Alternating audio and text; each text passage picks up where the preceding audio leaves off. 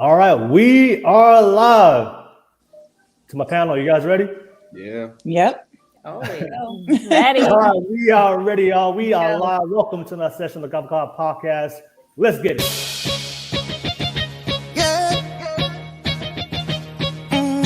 Nation music. Some people like to judge me for this life I'm living. How it makes no sense to them. Just perfect for me. They will never get it. Picture me.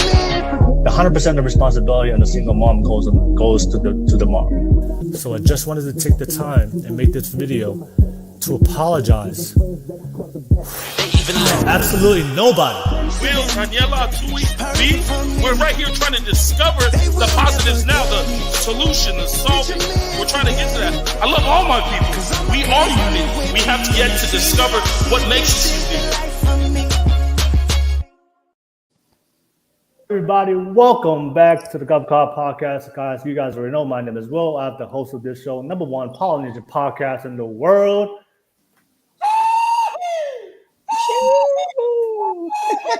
Let's get it all. What's up, everybody? As you guys can see, we have a full panel. We got a full panel of guests tonight. You guys, we got a great show prepared for you guys. Thank you so much for everybody that's watching this right now. If you're tuning in for the very first time, thank you so much for watching. We have a great show for you guys, planned for you guys. And of course, to all my subscribers out there, people that subscribe to my channel, thank you so much for all the love and support. You guys already know what to do. If you love the content and the shows I produce for you guys, smash and press that like, subscribe button real quick so you get notifications when we do go live every single week. Don't forget, this is a public show. Always appreciate you guys sharing your feedback and your perspectives and your opinions in the live chat. We're definitely going to have a great podcast for you tonight. I see you, MZ Carol 626, already in the live chat. Hey, hello, everyone. Hey, what's up, MZ Carol? Thank you for tuning in early. I know we have a great, get your popcorn ready, MZ Carol. We have a great podcast for you guys tonight. Yeah, but thank you so much for everybody out there. Always appreciate your feedback and your different opinions of what you guys share. So definitely let me know what you guys think on the live chat. Let's show some love. Show some love to the live chat, to the channel, and definitely show some love to the guests if you guys know the guests. Let's get that live chat popping, y'all. Don't forget, this is a public show. So if you guys are tuning in, you're not familiar with my content, I do allow public guests to jump on and be part of the podcast. So if you want to be part of the podcast, you have to come to YouTube. So if you're watching this from Twitch, watching this from Facebook, you have to come to YouTube. I'm gonna post the public link on the YouTube live chat. I'll pin it to the top of the screen, and you guys can click on it and jump on. I already see some people already waiting on the public guest, and they're just waiting in the background waiting. And I haven't even posted the public link yet. So I see you guys. So just be patient. I'll definitely drop the link for you guys to come on. Whether we agree or disagree, I know I have a lot of haters out there, people that get triggered by my content. How dare you? So whether you agree or disagree, I invite you to come on. Like I said, I like to hear from all perspectives. I like to have open conversations. So even if you disagree, I like to have an open conversation with you, and I invite you to come on, men and women. So click on that link. Don't forget the super chat donations, always supporting me financially with your pockets to my channel. Thank you so much for all the super chat donations. I will be launching my podcast studio at the end of this year, going into 2023. So yeah, thank you so much for the financial support. So if you guys have a specific question or topic that you guys want us to discuss, ask it through a super chat donation. I'll definitely make it a priority, and we'll ask it to the panel of the guests, and then we get the feedback and the guests to respond directly to answer any questions or topics that you guys want us to discuss on the panel to reciprocate your financial donation. But that's pretty much it. That's all my YouTube stuff. Thank you so much for all you guys watching. First and foremost, shout out to the live guests real quick. All right. Shout out to my panel of guests. Thank you so much for being part of tonight's podcast. And a lot of people watching this right now, they may not know who we are. We have some people that have been on the podcast before. Thank you for returning. But we got some new guests joining on as well for the first time. But allow you guys to introduce yourselves real quick. If you guys don't mind, give yourself a quick intro, your name, your age, what do you do, and what is your relationship status. I'll start with you, Lupe. Lupe, go ahead and introduce yourself out there for everybody. Hey, everyone. My name is Lupe Katoa. 40 years old, and I'm married with 5 kids, been married for 18 years, and I live in the Bay. Yeah, that's about it. All right. No worries. All right, Lupe, thank you so much. Thank you so much for jumping on. Excited to have you on this podcast tonight. Let me pass it to you. Ruby, go ahead. Give yourself a quick introduction. Go ahead. Hey, my name is Ruby. I'm 42, divorced, single, 6 kids, live in the Bay Area, spend most of my time traveling. Career-wise, I split my time between the federal, private, and state side, between mental health and paramilitary operations. All right, no worries, Ruby. Thank you so much. And I know you're ready for this unfiltered, raw, real podcast. I know Ruby's ready Very for much so. Would you say pause? All right, no worries. I see you, MZ Carol. She said on the live chat, she said, LOL. She got her popcorn ready. All right, thank you so much. And I see TL said, let's go, y'all. Hey, what's up, TL? Thank you so much for being on the live stream. Let me pass it to my returning guest. I'm going to pass it to you, Jamie. Jamie, thank you for returning back to the podcast one more time. And go ahead and give me something. Yeah, thanks for having me. So I'm Jamie. I'm 32, single, from New York, live in LA. Professionally, I work entertainment, do business and legal affairs for a film and TV studio. But most people on the internet know me from my TikTok and Instagram, Texas Shitty Men. But that's just for fun. Damn. All right, no worries, Jamie. Always a pleasure to have you back on. And I know we're going to have some interesting conversation with you tonight. I'm ready for that. So thank you, Jamie. Let me pass it to our favorite couple of the Golf Club podcast. Let me pass it to Melanatedmarried Podcast. You guys go ahead and introduce yourself real quick. Hello there. My name is Damian Owens. This is my wife, Demetria Owens. Hello.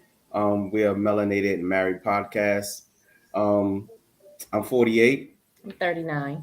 Yeah, she is 39. She look gorgeous too. But yeah, we you can catch us on all the sites: Facebook, TikTok, Instagram, and YouTube. Yeah, you could do YouTube too. But yeah, that's it. We got kids, but they're not in the house, so. We have 6 children total. And none of them in the house. Bye-bye. I'm a freight dispatcher, and he is a mechanic.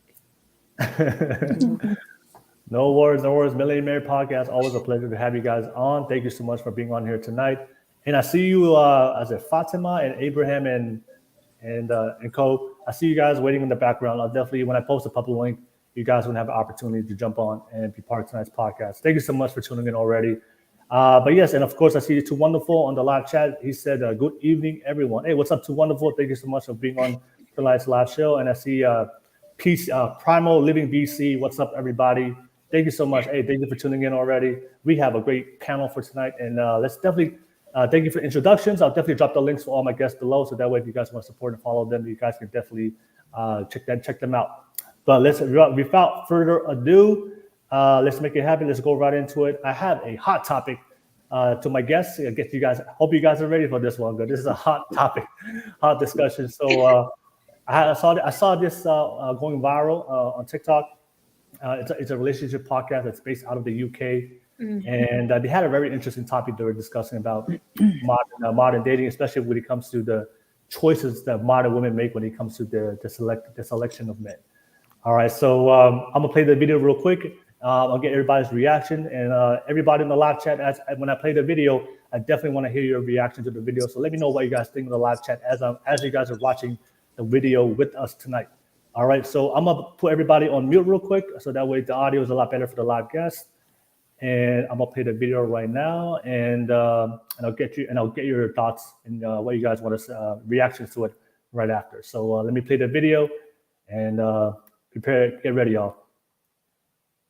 The other guys face consequences for their decisions. Like, that's the whole point, is like, sure. like men, when they make a bad decision, they always have a consequence. Women don't. And that's why women are worse, because one gender has consequences, one doesn't. And to say it's like equal, I just think isn't like fair, because like men, when they make a bad decision, they have the consequence immediately, where women don't. We're bailed out of everything. How are we bailed out of everything? Okay.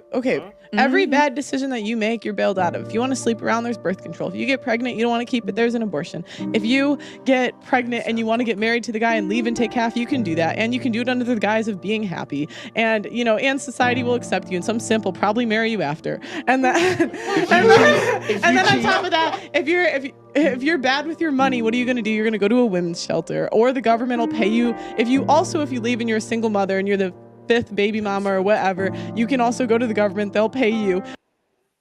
Oh, all right. All right, so so that was the video I saw from that podcast. They were talking about the that modern women today, they get bailed out from the consequences from the poor dating choices in men, where when in the reverse, men get consequences immediately. So I'm gonna just share my thoughts real quick, and then so give everybody some context, and then we'll pass it to you, panel. But there was a time, y'all. There was a time back in the day, traditional times, where people took marriage and relationships seriously. Right? There was a time where there was this discussion you had with your father, discussion what you had with your parents, discussion which involved your family. So choosing a long-term, life-term partner was a very big deal, and it was something that was a big importance for men and women. And this is something that had a very high standard to it. But let's move it back to today in 2022. So 2022, what we see in the conversation, what we see is this casual dating, hookup culture, situationships. So there's not a lot of level of preparation of seriousness when it comes to dating. You can just meet somebody in the app. You can go on Tinder. You can go and meet somebody on the app, and then next day you meet that person. You can have sex. You can spend time with that person. So there's this. We live in this the modern dating culture today, where it's more casual. There's not a lot of importance. People don't really date with intention. People don't really date for marriage no more. People don't date for the long-term future. It's more living in the moment. YOLO. You only live once. Have fun. Sexual liberation. The feminists. Go out and explore yourself sexually. Have multiple sexual partners. That's usually the culture and the norm today. So on that podcast, they're just saying that for men, when we have poor dating choices, there's a big consequence to men, and we get to bear that immediately. But for a lot of women, as you guys saw in that video, they get bailed out from their poor dating choices. So a lot of women don't learn or go through that growth or go through that period to learn from their bad choices, so they can find a better partner, a person that can treat them right. So so that's a topic I want to discuss tonight, and I told you it was a hot topic. Hope you guys are ready. So the discussion the topic I want to discuss. Do modern women get bailed out from their poor dating choices? That's going to be the topic that we'll start off tonight. I'll start with our newest guest. Everybody on the live show, thank you so much. Everybody on the let me know what you guys think and your reaction to the video. But let me start with my newest guest. What do you guys think on the reaction video? But also, what's your general thought on the topic for tonight? I'll start with you. Ruby, I know you said you're ready to keep it real and honest and unfiltered. So let me start off with Ruby real quick. So Ruby, what's your reaction, and also what's your thoughts for tonight's topic? Do modern women get bailed out with their poor dating choices, men, especially today in the casual dating, hookup culture culture today? What do you think, Ruby? Oh, let me take you off mute. Go ahead. All right, there we go. All right. I'm going to start off with first saying that in this particular topic, as simple as it is, it's pretty complex. There is no real straightforward answer, period, right? And so to sit there and say, do modern women get bailed out compared to modern men? I'm going to say I probably disagree to some extent. It's not so easy to say, oh, she can go grab a birth control pill or a plan B when she gets pregnant and knocked up. There's all these other emotional barriers that go through it: culture, religion, psychological responsibilities, and stress as well. Just as per se, as an example, I would say it's almost equal from my experience of what I'm experiencing in the dating world right now, where men are just as challenged and women are just as challenged. And there's also some people that are just players that play that game and they both run with it. I don't know, what would you guys think about it? Okay. All right, Ruby. Thank you so much for sharing that. I appreciate that, Ruby. Let me pass it to you, Lupe. Lupe, what do you think? What's your reaction, and also what's your thought on the topic? Do modern women get bailed out from their poor dating choices in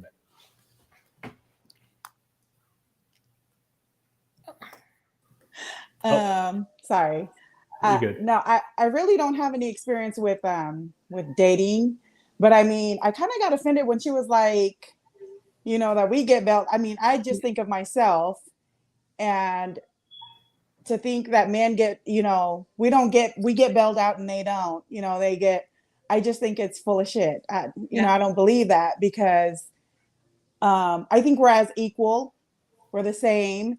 So if my husband was to do something wrong, I'm on his ass just as he would be on mine. And poor choices, I don't know. I can't really relate because I don't really know I make a lot of poor choices, and trust me, my husband is like on my ass for it. But I don't know, dating wise, I don't really know, because I don't know. That's Ruby's department. No, so here's one thing, right? Like for myself in the dating world, because I actually have I have an end means. If I'm going to enter into a relationship with you, it's not for a one night stand. It's not to be your side chick. It's not to be your fill-in. It is because I am looking at a potential long-term with you, which means you may be my potential. I'm investing in you. And that may sound cruel when I use that word, but when I come across like that, the label I get is, oh, you a challenge. And that challenge could be a good thing, or it could be a negative terminology. And so I'll definitely be interested to see what other folks say, but they be mean out there. Okay. They be a little nice. I don't know, like we talked about earlier, I don't know what is in the air or in the water or in the breed, but the dating game has changed. Period. Okay. All right. No worries. Thank you so much, Ruby. I appreciate it. When Lupe, thank you for sharing what you guys think. Let me just read some comments real quick. I see Primo Living BC said, it's too easy to leave and start over, is what they say. Okay. All right. I see the Paulo Fessa. The Paulo Fessa is, let me know when you need to tag me in. Hey. I just posted the link. The public link. So if anybody that wants to jump on and be part of the conversation for tonight, Paulo Fessa, you already know, click on that link and let's make it happen.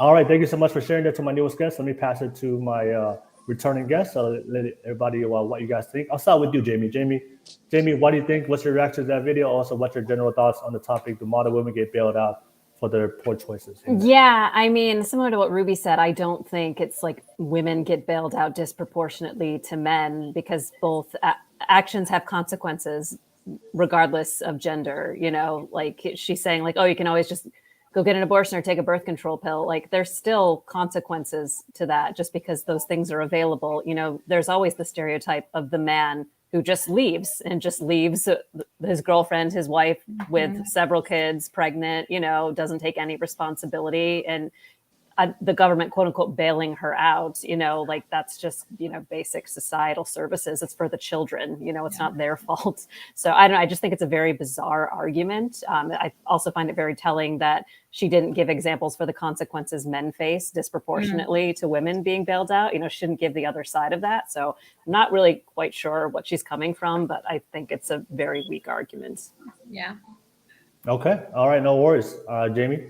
All right. Thank you for sharing that, Jamie. Appreciate that. And I see Samurai on the live chat. He said, good night to all the panel. Do y'all think men should have the choice to opt out of fatherhood and all the corresponding responsibilities as women do to motherhood? Oh, that's an interesting take and also question. All right. I see you guys already invested for tonight's discussion. Shout out to you, Samurai. But yeah, let me pass it to for a couple Melanated Podcast.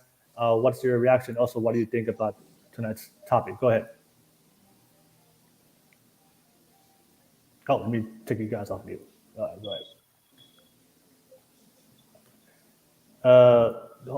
Hold on, y'all. I gotta find y'all because there's like 10 people on the public chat. There you go. Oh, you gotta press the unmute button. No, yeah, we was playing tag with the unmute. I think you pressed at the same time. And she's sitting up there saying, "Stop playing, stop touching." I actually would have to agree with her based on the things that I've seen and the people I've been around.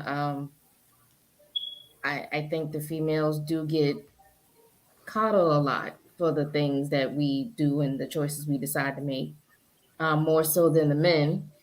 I think the men actually have an easier way out than the women do. We are the ones that have to bear the children, take care of the children, doctor's appointments, popping up at schools. We have to do everything practically 100%, regardless if the guy is in the picture or not. Yeah. So that's why I would say that yes, that the guys do have a way out more than what we do. You think that? I think females got a way out. Like I said, or like she said, Yeah, she can get an abortion. She can sit up there and do plan B. If I don't want the child, she'll still keep the child. So if I leave, then you're going to call me a deadbeat. But that's another topic.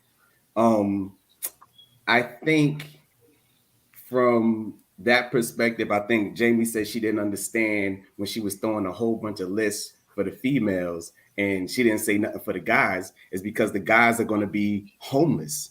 There's nobody's going to look for us. We have to sit up there and get that grind in. They're not going to sit up here and say, oh, and coddle us and stuff like that. We're going to be homeless. We're going to be bums on the street if that's the case. Women will get coddled. They have something for women. If you mess up, okay, you can go to a women's shelter. Or I just seen I think it was on TikTok, and this guy, he's a cornball. But I think the couple got kicked out of their apartment, and it was the daughter was trying to move back in with the mother. Now she was going to take the daughter back and the kids, but she was like, I'm not taking your man. He was like, well, what do I have to do to, stay here? She said, you got to get a job. A job. No. I'm not saying like, I'm just saying, why you ain't got a job, my brother? What is wrong with you? But why do some men not have jobs? Right. So why doesn't he have a job? Like, because he's lazy. Okay. So But look, she picked him. The mother seen that and she said, nah, not in my house. So, like I said, it's a messed up thing, because he's lazy. But yeah, he's out on the street. He's a bum. Why doesn't he go to his That mom? is a choice he made, right? Yeah, that is a choice he made, just like right. a woman has her choices. A man made that choice, not to have a job. She's going back to her mom. He can go back to his mom. If she didn't have that option, it's not a guarantee a spot for her at a woman's shelter. There are plenty of homeless mothers and women and children. I don't know homeless mothers. Just because you don't know them personally. So I can say firsthand, I work with homeless mothers and children that live in battered shelters. There are men battered shelters too. There are women battered shelters too. And so I spend a lot of time in the community because of my mental health side of the work I do. Mm-hmm. And I also work with a lot of, unfortunately, men and women that have been in domestic violence where they have their children. Equally, men have their children where they've been domestically DV victims, and women that are DV victims with their children.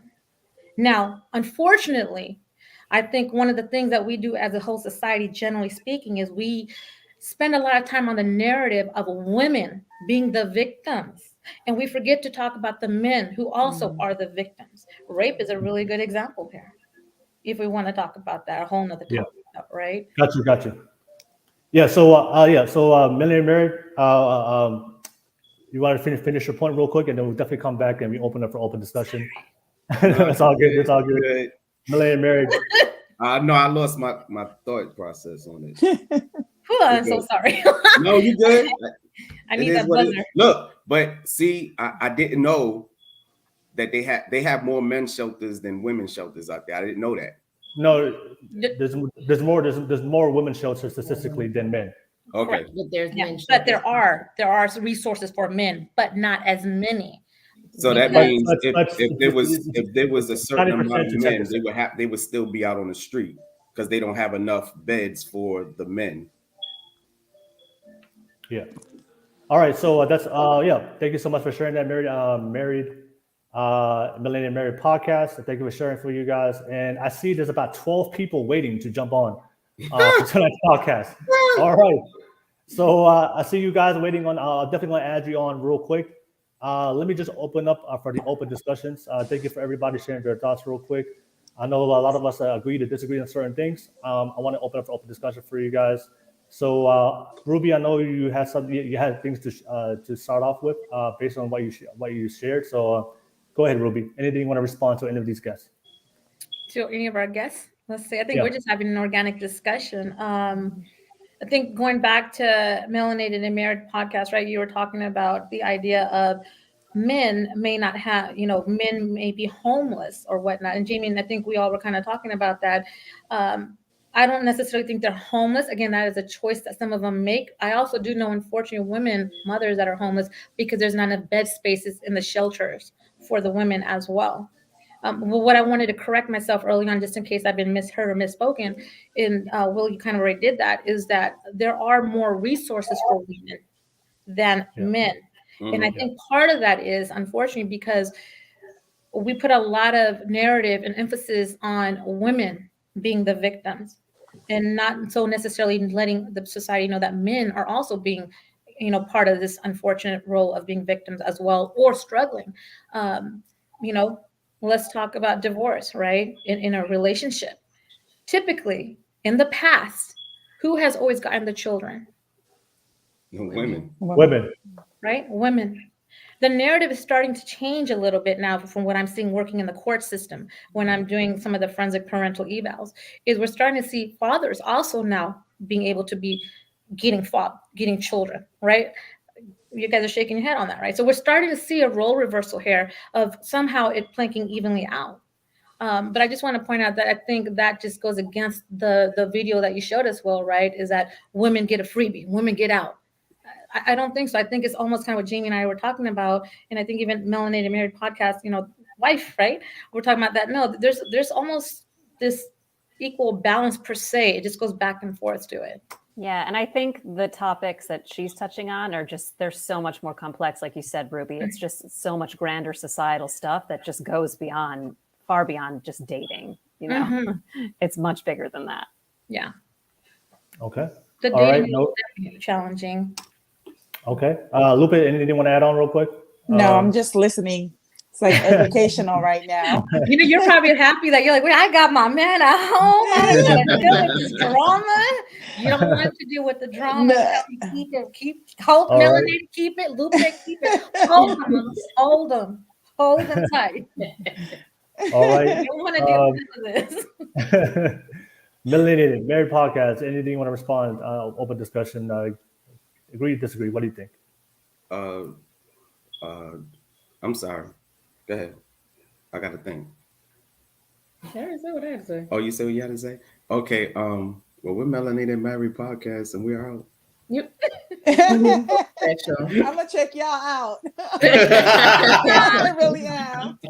I love couples. So no, come back to me. Okay. Oh, I am? I'm the last one? I'm the last of the Mohicans, huh? I can go, Barry. I can go Melanated and then come back to you. I can go. Okay, thank you. I got you. All right. Okay. So let me just share some stats real quick, because I do agree. I do agree with what the girl was saying in that video. I do believe that the women do get bailed out, right? And then we were talking about homelessness, right? So, if you look at this, if you look at the recent statistics on homelessness, I think 70-80% of men are homeless compared to women. I mean, no, 70-80% of all homeless people are men. 70-80%. And I think also majority of the resources, homeless shelters are for women. There's very few compared to men.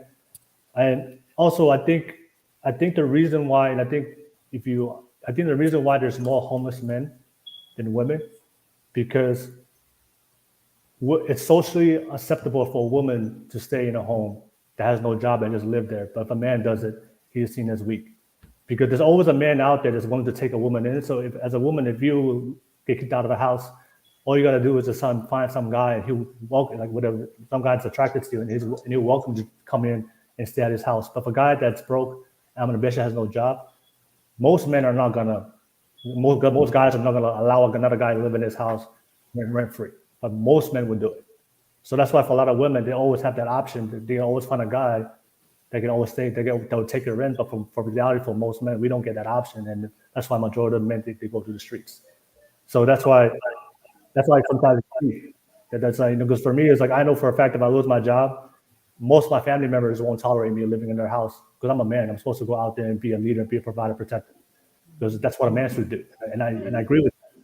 But for a woman, if she loses her job and she goes stay with the family, people are like, okay, it's all good. You can stay with us, and whenever you get your feet back together, whether 6 months or a year, it's accepted culturally in families, in society. So also, we talk about marriage and divorce. I think if you look at the statistics, I think that's why a lot of men see there's a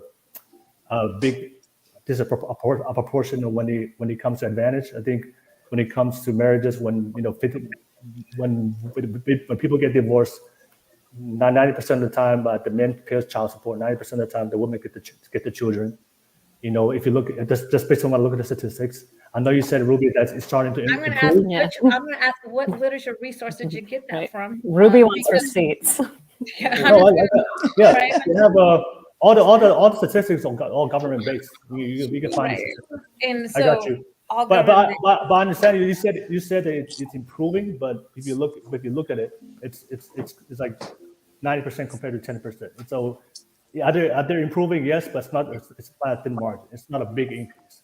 I would Majority of the time, they will look at the children. I would agree that the men tend to pay a higher rate of child support, but as far as the 90 to 10% ratio, I definitely will disagree with that, contingent upon what resources and references you're looking at and what year of the consensus that is as well. Only because from my literature and my research from the work I do, we are definitely seeing the trend shift and definitely not 90 to 10%. Yeah, I'll post the links on the live chat so you guys can check it out. But yeah, that's just my thoughts. That's why for a lot of guys, and that's why I agree with that video. That's why for a lot of guys, they do see that if a man gets married and also divorce is initiated 80% by the women. 70-80% of the time divorces get initiated by women. So that's why for a lot of guys, they feel like if they go into a marriage and then the majority of the time women break it up, and if they break it up, he loses half his 50% of his resources and assets. The children, in 80-90% of the time, the woman gets the kids. So for him, it's unfair. There's not an equal consequence for the men and the women. So that's why the laws didn't catch up yet. Exactly. All right. So that's why for a lot of guys, and of course, Melanatedmarried Podcast brought up a point. So majority of women have all the rights to a child, financially and also to give birth because of the abortion rights. So if I get a woman pregnant, right?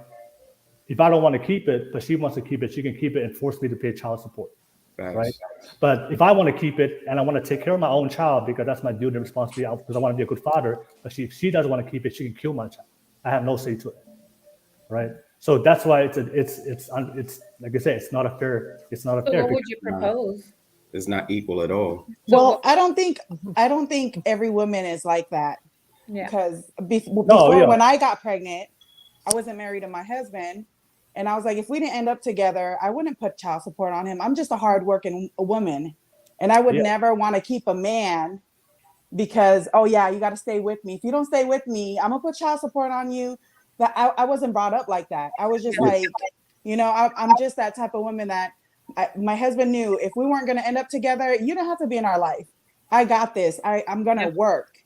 So I don't know how it is with women, but that's just the way that I was brought up. So I don't think every woman is like that to where they're gonna hold it against their man. You have that right, Lupe. Not every woman. Not every woman. Majority of them. Okay, so you're right, majority. But I will say I would say 85%. I think we're getting better. We're getting better. We're 90 to 85. Okay. But I like to put numbers. I think you're right. Okay. And Luke, you like my mother, man. She's like, I don't put my mother didn't put my father. Yeah. No. She went ahead and did a thing. So yeah. I was just brought up in a whole, I guess it's different back then, I was taught to never depend on a man. Right. You work. You provide for yourself and your children, and you help your husband wherever you can. Mm-hmm. So I just find it very different nowadays that a woman really, sorry, that's my, oh, she froze. Frozen. All right, she'll come back. No, I agree with Lupe though. Like likewise, like I told you guys earlier, I'm a divorcee, right? Divorced. 6 kids, 2 of them biologically still living with me. No child support from my ex-husband. And trust me, my youngest right now is 12. So I could go for that. But no, I hold my own financially. I don't need none of that from him at the end of the day. All I'm going to ask for is healthy co-parenting and your presence in the kid's life, if you can give that. That's what's That's it. That's what's up. That's all I need. Y'all are some good women. Some good women. But yeah, and it's also different. It's different versus divorce, where you're married and you legally have assets, and then those are divided by the courts. Versus someone accidentally gets pregnant and one wants it and the other doesn't. Hey, you know what? I'm not gonna lie. I tell my husband now, you get a divorce, I'm taking half of that. I'm taking the house. Okay, because we got assets and stuff now. So I'm taking the house, you paying alimony, you paying child support. I am going, I put as much into this relationship and you're going to put double that. Hey, Luke. Okay, so when you say that, I know he's not trying to leave. So that means you're leaving. No. Yes. That means you're leaving because I know he's not going to leave. I know he's not going to leave. He says it's cheaper to keep her, so he knows. Well, that's what I heard. I heard the same thing when I was going through my process. I was like, let me do the math here. But then I still let him go. I'm like, See? So now, so now when you say that now, it's like, okay, I'm literally going to walk out with half your stuff. Yeah, I tell him that, because my husband is really good looking, and I know a few little, nowadays these little females, they don't give a damn. They would be right, they don't. But if he ain't got half of his resources that he has, I just gotta warn him. I just gotta warn him ahead of time. Like, look, we have a house. You have all these paid off cars. You have all these, investment. We have so many stuff. So I just kind of remind him nicely that if he does any of that, I'm taking more than half because he chose to step out on me. I'm not gonna, I've been invested in this for 18 years. And if you choose to do that, I'm taking more than half. Yeah. I'm gonna take more than 18 years like that. I'm not gonna throw it away. He's gonna throw it away. Yeah, but y'all gotta work on that. That's what marriage is. But if he steps out, and he made that decision to step out of the marriage. Yeah, no, I agree. Well, then you would be made that decision. But I'm talking to her. She's 18 years in. Like, you really gonna be like, forget that? You know what? It's because when we first started dating, I dealt with that already. The cheating, I was a baby mama and he had other females. Understandable. So I dealt with all of this. So I feel like if we are married and we're together, then I shouldn't have to deal with this again. All right. I dealt with that for like 3 years in our relationship. I don't want to deal with that now. I feel like we're mature enough to know. Okay. And Jamie, I'm sorry, I mean to dismiss you, not like that, but no. Okay, cool. Guys. So I mean, everything that you guys just mentioned right now, especially for the ladies, it's proving the clip. Yeah, you guys can walk out at any time, and then for the men, like it's cheaper for us because you guys have all the incentive to leave because most of the finance and child support and the mute, Ruby. all goes towards the women. So like I said, if the man chooses to leave, he's gonna. If you choose to leave, you get 50% of the resources. 90% of the time, you're gonna get the child. So, and of course, you guys. That's why you don't see a lot of men leaving. Yeah, Ruby, unmute.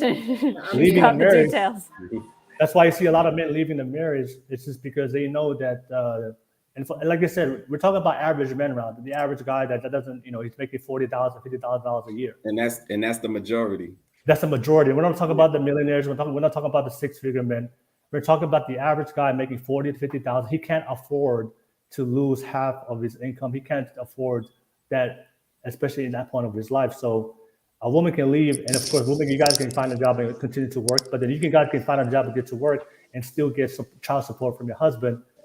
But the husband has to go restart all over again. And of course, the kids majority of the time go to the women. So if you guys hear the stats, don't you guys think that's unfair?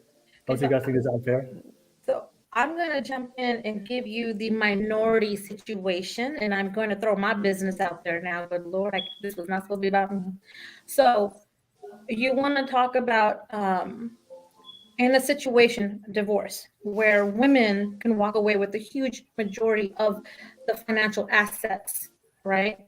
But let's reverse that. Let's reverse where the woman is the primary breadwinner of the home, and the husband may be the nanny or the not as much of the provider. And in that divorce situation, the man may walk away with the majority of the financial assets, or 50-50 as per se in the state of California. And I've seen that situation happen. I personally got really fortunate where I almost was in that very same narrative where me being the primary breadwinner and the primary income provider for my household when I went through my stuff, my ex was gonna walk away with a huge chunk. Now, I'm not gonna tell you what the outcome was, but I would disagree with to some extent that there are those situations where not all women are gonna walk away with a huge chunk or a good amount when it comes to divorce settlements. Majority. I mean, when we say all, we're never saying all. We're saying majority. Majority of women will always walk off with a settlement. Yeah, and what you're speaking is minority. That Minority. I see. But if she's got the majority custody of the kids and he's paying child support for them, like his income was dedicated to those children before, you know, you're saying if she's got majority custody, she's going to be paying for those children. It's not like it's a cash grab for her. Right. She's rolling in it because she got a divorce. Like there's no incentive to leave to take your man's money in a relationship. Let's say like this. The man is making 50,000, right? 50K. And the woman is making 40, 45, whatever. And she decides, well, let's say the guy never cheated. She just got tired of him, tired of his ways. He's weird. And she just got tired of him. She didn't love him no more. So taking half of what he already had to put in her household, because she's going to take the house. She's going to take the car. You're going to have to pay for her insurance and the payment on the car. Leave him with like maybe 30, 25,000. That's not, I got to go live in the hood now. But where do you have examples where that's an actual divorce settlement? Well, I was one of them.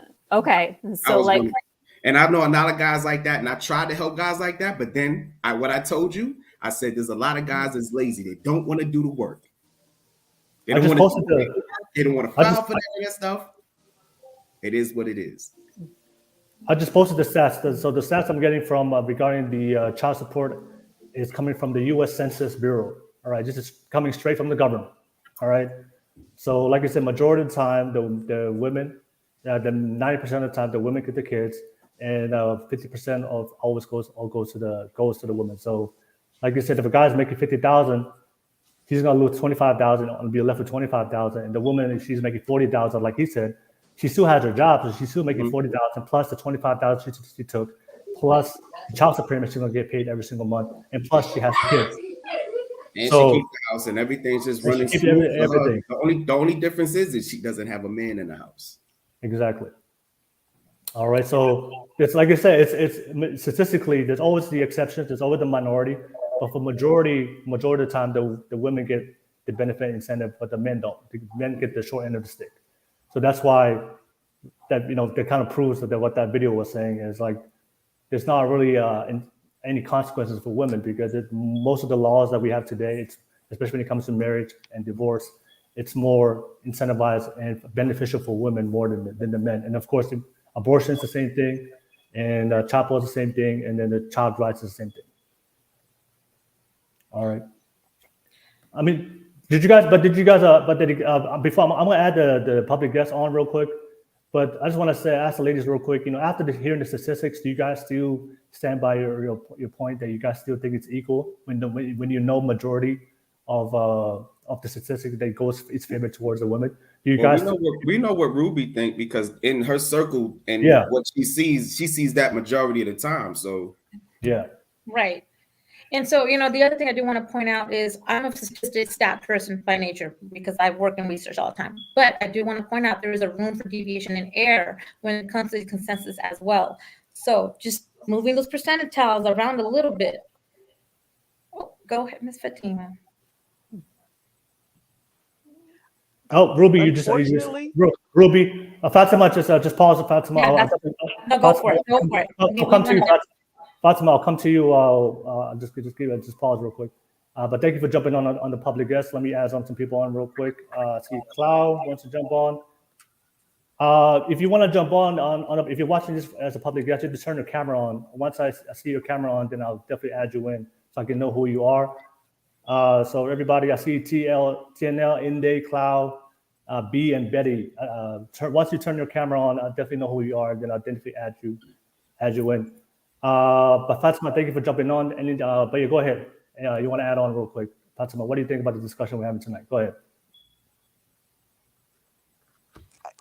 Unfortunately, I'm having a hard time relating because while I understand the statistics in regards to the homelessness, a lot of that are people that have mental issues.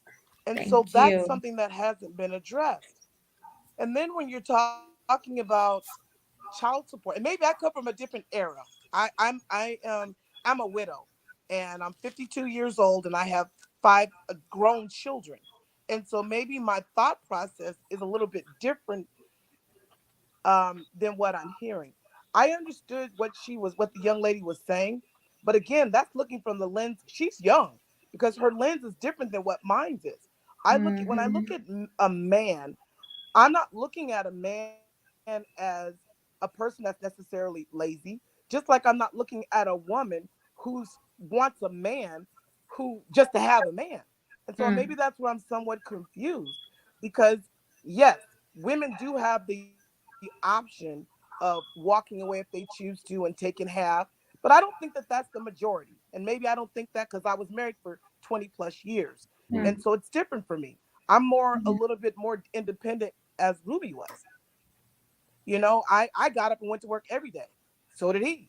But I was a mate. I was a helpmate. I was the backbone. That's what I was designed to do. So if my husband chose to cheat within that 25 years that we were married, I get what the young man was saying when he was talking about if she leaves, then that's her choice because she knows that she would receive half of this and half of that.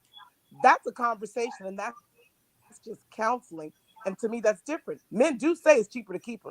My husband said that all the time. But I don't disagree. I think the same thing for a woman who's invested in a good man. It's the same concept. I don't know. Maybe I'm just a little bit, maybe I'm just old. So I'm seeing things from a different lens, more of the way things were and what expectations are. Because the expectations for a woman seem to be different than the expectations of a man. A man is designed to lead his household, a man as strength. And that's what we see. Women, there are more resources out there, I believe. A lot of it is because statistically, the woman is the person that has the children. And men are not bad people, but let's just face it. If a man is by himself, all he got to do is take care of himself. Women statistically have mouths to feed. So I do agree that it is disproportionate in regards to resources that are available for women as they are for men. Hey, all right, no worries. Very well said. Yeah, very well said, Fatima. Go ahead, Melanated. I know you want to respond, Melanated. Go ahead. I would add on to what you said. They do have more resources, and the resources that are left for us, they don't work. Like I went to Father's Rights. I went to a lot of these people to try to get help because I didn't want to go to jail no more, and they never helped me. I have to get myself out that rut. And that's why I know when I see a lot of guys go through that stuff, it's because they lazy. You know, they don't want to work for it. I can see that. Yeah. So, you know, it is what it is, you know. But I think Fatima also hit on a point is why do we have more resources, right? Why do we have more resources for women? But going back to your point too, Melanated and Married, yeah, you know, there are some resources that may not work for you guys. So then my conversation would be is what are we going to do to change that narrative? Because the resources need to work equally for the men and women. You want to know what men are just as important as fathers as well, right? So how do we change that narrative now? I just bust my butt off and worked hard. I worked hard but on I think we trying to also spend time with that. Go ahead, Mila. Just make everybody on the panel. Let's just make sure that when somebody goes, let's just go one by one and let them finish their point, and then we'll definitely come back to you to respond. So that way we're not talking over each other. Melanatedmarried Podcast. Go ahead. I know you finish your point. Oh shoot, what was I going to say? I can't remember. Okay, no worries. That's what happens when you get older. We'll definitely come back to you. Anybody want? You know what? Let me go to our newest guest, TNL. Hey, TNL, thank you so much for jumping on and be part of the live podcast. I know you want to. What's your thoughts you want to share to tonight's discussion and topic? Go ahead. Hi, sorry, I kind of came in a little late, but my question was, when comparing statistically, like female versus male homelessness, and undoubtedly there's a lot of complexities involved, but I don't think that takes into account sex trafficking. In terms of women, maybe that is also why the ratio is skewed as well, because when you think about, like you said, that a lot more people are more likely to shelter or house women over males that are either unemployed or unable to work for whatever reason. I don't think that sex trafficking is part of that equation when it should be, because if you were to take that umbrella of sex trafficking off, I think that then that ratio would deviate far more towards women being homeless. And it's so hard to track those statistically because no one's really going to. It's not like a self-admitted thing. But I just thought that was something that I kind of wanted to bring up and ask what your guys' opinion was on that. And if we did incorporate that into the equation, do you guys feel that it would still be that there's more male homelessness versus female? I think those are two different things. You're talking about kidnapping and housing. Those are two different things. And I think the other one, they do keep track of that. You know how many missing people turn around and be like, I'm missing my daughter, I'm missing my son. Those numbers do get kept up. Yeah, but it's not everyone that ends up sex trafficked was kidnapped or abducted. You know, people fall into that because they have nowhere else to go. They're homeless. They need someone who's willing to put them up. Someone puts them up in exchange for something. It happens all the time. And then they go missing, right? No, it's not that they're missing. People might not even know. They might not be reported as missing. Their relatives might not be aware that this is happening. So especially if they don't have a family to fall back on. Let me ask you a question. No one knows. Well, see, I'm not going by the family might not know or they might not have family. I'm going by they do have family and they keep in touch with their I'm talking about statistically, though. A lot of people who fall into that situation don't have a family to report that they're missing or that is aware. There's a good chunk of a number for the statistics for sex trafficking not knowing. And that's a good chunk. And is a lot of people that are homeless is they self-medicate, especially the ones that have mental illnesses. They turn to street drugs, whereas they could be medicated for psychiatric or other illnesses or syndromes that, if they did have proper health care, did have proper resources, they would be treated through a completely different lens. However, they're having to turn to the street. And that also is like perpetuating prostitution for a lot of people that, just if you look at like the opiate epidemic, a lot of people, especially a lot of women that were addicted to it, they turned to prostitution. I'm not saying this is like a generalized thing. It's just something that I think is really interesting, but a lot of them do turn to prostitution because it's the easiest way to make the $20 that you can get, So, what are your guys' thoughts on that? Yeah, no, thank you so much, TNL. I just want to add on we have to keep it real and unfiltered on this podcast. The reason why there's a higher percentage of men being homeless compared to women. Maybe you guys have a different experience because maybe you guys that's fine. I understand that if you have a different experience, but for all men, I think Melanatedmarried Podcast can understand. Society treats men and women different, and when it comes to the struggles of men, society most of the time doesn't care about the struggles of men because we're supposed to be men.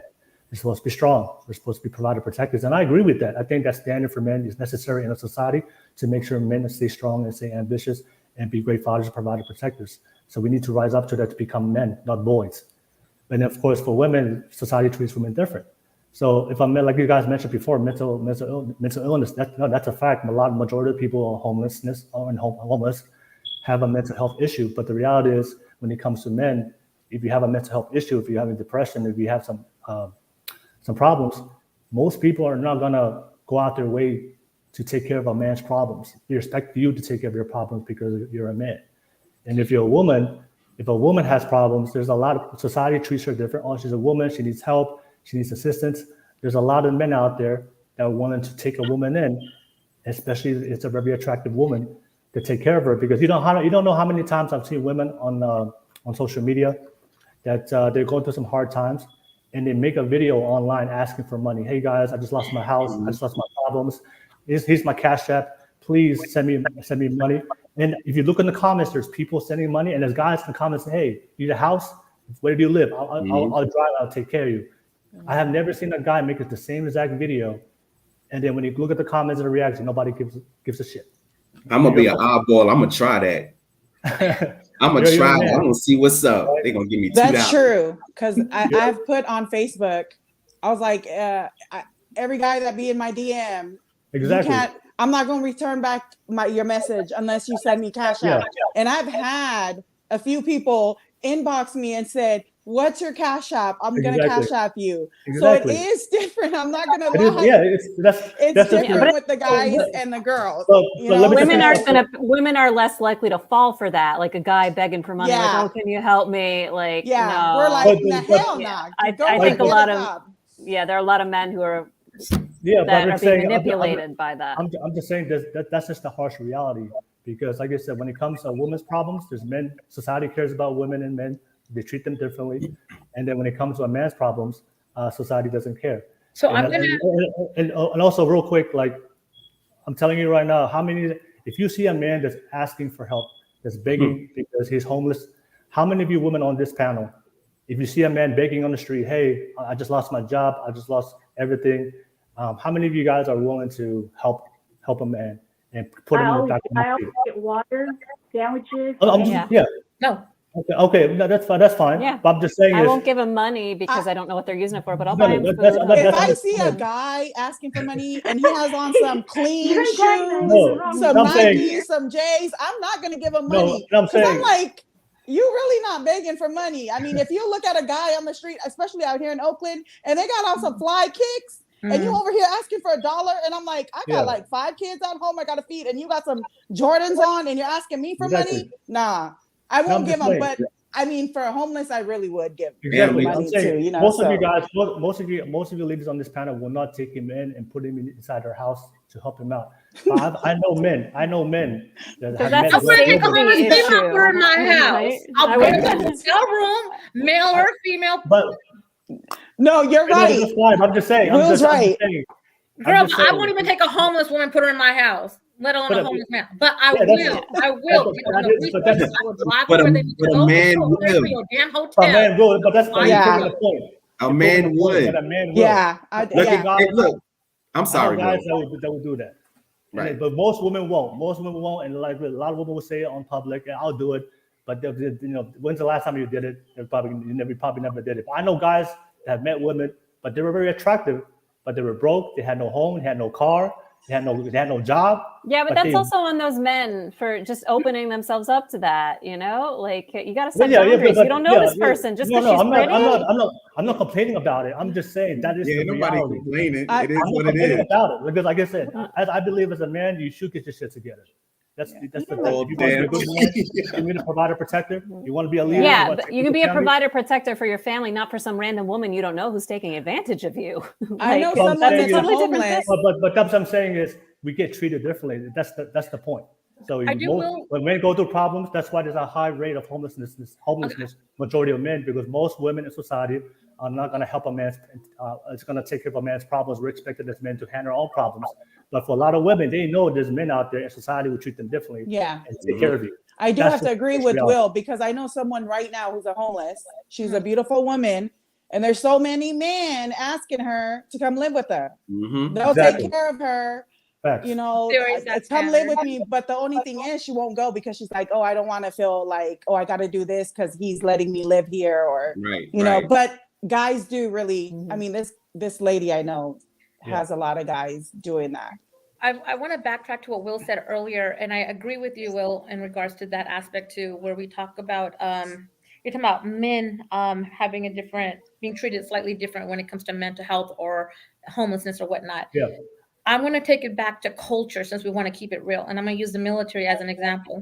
The military is predominantly known as what kind of gender, cultural work occupation role, male or female? Male, right? Okay. So, and I'm prior military. I'm a vet myself. I also work with the military as a civilian. And I work in a paramilitary operations as a female. Thank you for your service, ma'am. Say it again, sir. I said, well, thank you for your service, ma'am. Ruby, you're so cool.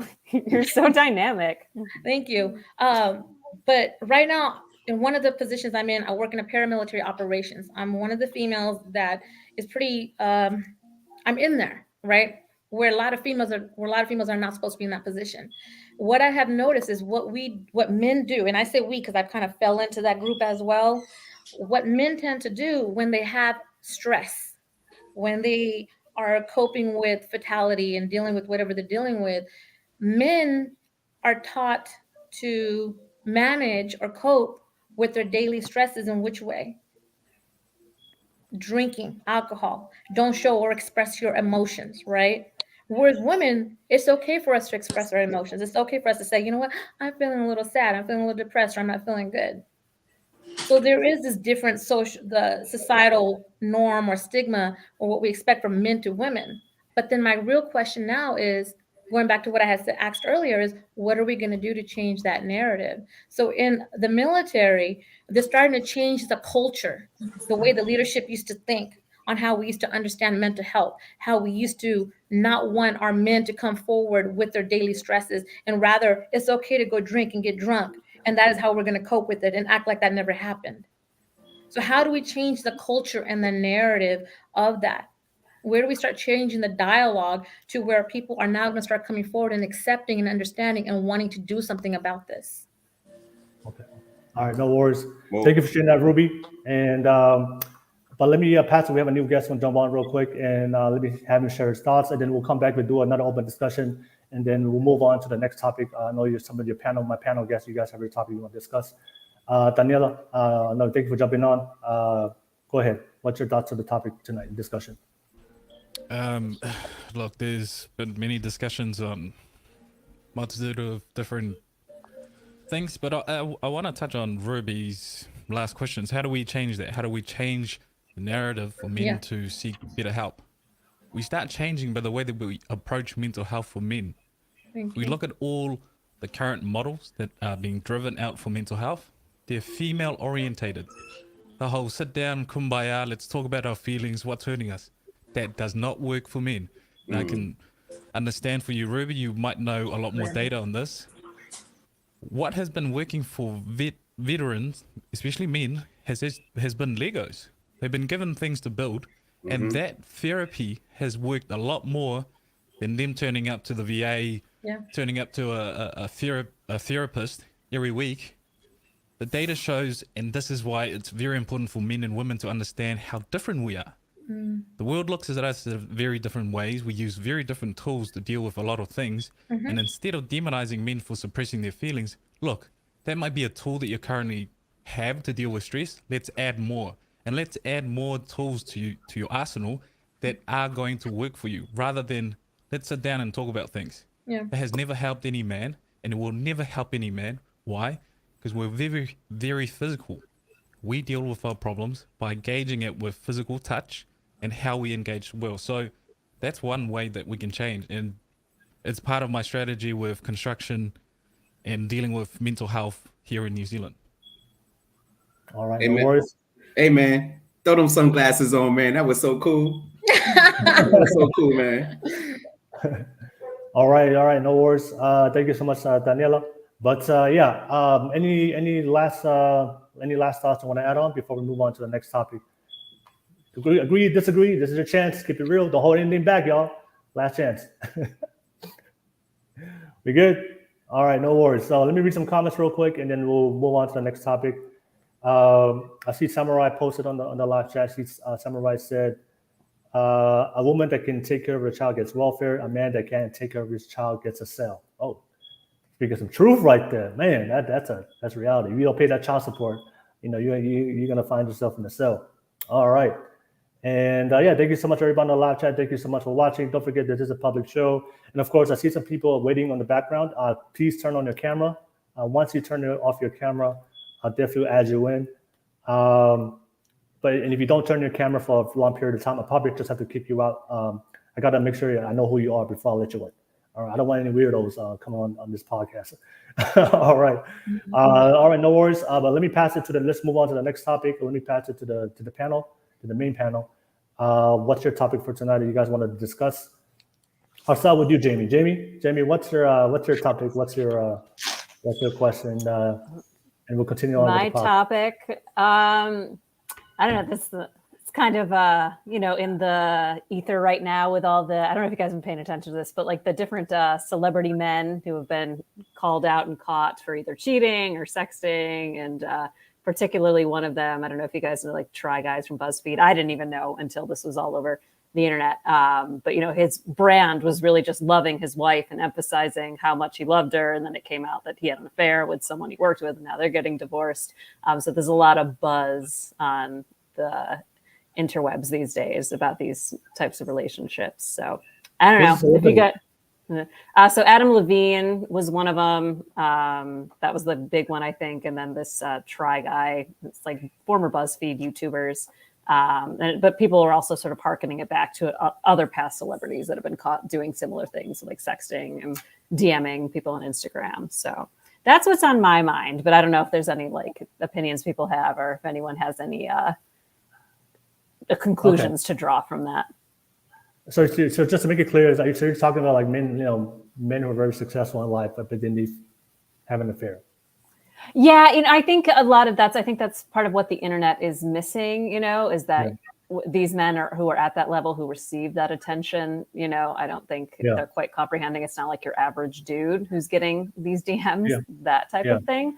But also just like in general, these men who like, put it out there, like how much they're devoted and care for their wife and kids, but they're doing this stuff on the down low.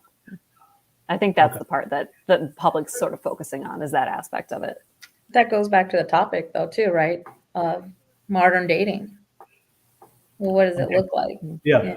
And how we have swayed away from the values and what relationships used to look like compared to our parents' and grandparents' generation to compare to what it is right now. I mean, I see that. I mean, these are also married guys, so it's a little different than dating. But also, you have to remember, even in dating, though, even in marriage, though, like those rules have changed. I don't think. I mean, I think this kind of stuff was always around, though, even in more like traditional times. So you had men cheating, you had men stepping out. You didn't have divorces as often because it wasn't as accepted or common. But this stuff is documented all throughout history. People having affairs and mistresses and. It's sort of always been a thing. Do we think it's more now, though, because of technology and just the availabilities and stepping away from the values? I think it enables it. I don't know statistically if it's more, but it certainly enables it. And also it's harder to get away with it on the internet. Things come to light more these days. All right. No worries. But yeah, let me just go over everybody. Lupe, and do you have any thoughts you want to share when it comes to Jamie's question or topic? Celebrities, cheating. I think cheating's always been around. I mean, from way back then. In my time, cheating was around. It just wasn't talked about or wasn't put out there like how it is now. Because now we're just more open to it. As in, when we catch them cheating, we're going to put their blank out there, But back then, it wasn't, when I was growing up, a lot of couples, their wife or their husband would cheat, and it was like kept a secret. It was like something that wasn't really talked about, and especially coming from a Tongan community, it was like something we swept under the rug and we didn't really talk about. But now that I feel like we're more open to society, everyone is more open. We're not stuck in a little box that a lot of people put it out there, or if they catch somebody cheating, they'll put it out there. So I don't know. I just if I catch my husband cheating, I'm gonna put it all out there, So I can't say it for everyone else, but cheating wasn't like that back then. But now it's just out there. They'll put it out there and let everyone talk about it. So okay, no worries, Lupe. Thank you so much. Melanatedmarried Podcast. What do you think? What's your thoughts on this topic? The internet is the devil. Yes. Amen. Say it again, Melanated Married. Say it again. Oh, Say it again. Because if it wasn't for the internet, it would still be quiet. We wouldn't know more than half of the things that we know now. Yeah. That's so true. A lot of people would not be embarrassed the way that they get embarrassed with all this cheating and stuff. Right. Okay. All right. So internet is the devil. All right. Yeah, the devil. Oh man. El Diablo. Okay. Okay, water girl. All right. No worries. Thank you for sharing. I'll pass it to you, Fatima. Fatima, what do you think? I actually agree with her that back a long time ago, it was something that wasn't talked about. It was something that was a secret, so to speak. And now with social media, it's profitable now, because now the person that you've cheated with is getting paid for their story. And so it's not just that they're celebrities, because everybody is all over the internet. What they call it, spilling tea. Everybody's doing it. It's profitable. Okay. Is that what they call it? The tea. The tea. And that's what the challenge is. Yeah, you ever seen that meme with that frog? You see, yeah, that meme with the frog sipping tea. Sipping the tea. All right, no worries. Thank you so much, Fatima. But let me pass it to you, Daniel. Daniel, what do you think? Any thoughts about this topic?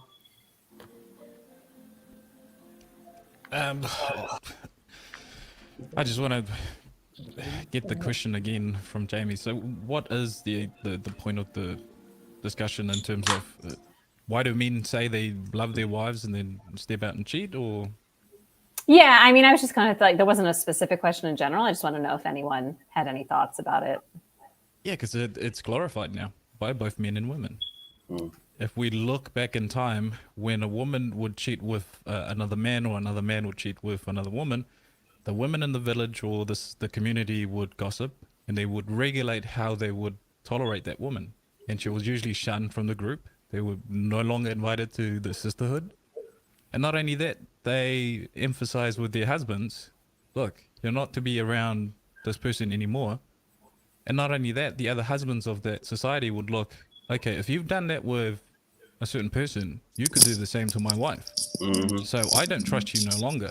So men and women hold loyalty to a higher standard than we do today. Cheating is so glorified that you even have music glorifying cheating, sleeping around with XYZ, not having the consequences. So as much as we like to say, why do men do this? Why are the women allowing him to do it? Yeah. That's another question that we also need to ask. These men would not be able to have the opportunity to cheat unless they forcefully force themselves onto the woman, unless said woman has allowed him to do exactly just that. Yeah. All right, no worries. Thank you for sharing that, Daniela. And yeah, I think my thoughts are, I'm probably gonna say something that maybe trigger a lot of people, but it's gonna be unpopular opinion. But I think one of the biggest problems with today is that there's no longer shame. No shame when people cheat. There's no shame when people choose to have multiple sexual partners. Choose to, we have something called nowadays. It's called the whole phase. Women really want to go through a whole phase, and that's something that's glorified. And there was a time when men stepped out. There was a time when women decided to be hoes. Like it was looked down upon, because we had high standards. You know what? You should be in a marriage. You should be in a monogamous relationship. You should build a family and be responsible for your husband and for your children. But I do see so much content now, and I do see we live in a culture today that women are okay being hoes. Women are okay being side chicks. Women are okay being, putting themselves out there and showing their body parts out there for all men and all the whole world to see. There was a time where there was women, were ladies. They had themselves, they carried themselves in a certain way and a certain self-respect. But I do see today that a lot of women, we don't have a lot of self-respect today. And then this culture today is like the perfect time for low-quality men and low-quality women that don't want no responsibility for the people that they choose to have sex with. and there's no shame. And I think without shame, this is just going to continue on. And that's why me and Daniela, we do a lot of podcasts. We talk about, men should be strong men, and then and we shame weak men. And but I do see with weak men, they're not shamed. If a guy steps out, I have a lot of, well, I don't surround myself with those guys. But there's guy friends, if the guy steps out or leaves their baby mama, they will like, oh, they'll congratulate them and they give them a high five. But I don't see a lot of guys, being honest with each other and hold each other accountable. Hey, take care of a woman, take care of your child. You shouldn't step out, right? But these are conversations that's not happening. But I do see some, people are really taking action. But I think the modern society removing the shame from that behavior, now people think it's okay. So I think that's a problem. I definitely would like to see what Fatima has to say. Fatima and I geographically share one of the same locations, and the culture is quite different. So I'm definitely interested, if we have some time, just to see what Fatima has to say on this topic, because I think we might be aligned on our views right now.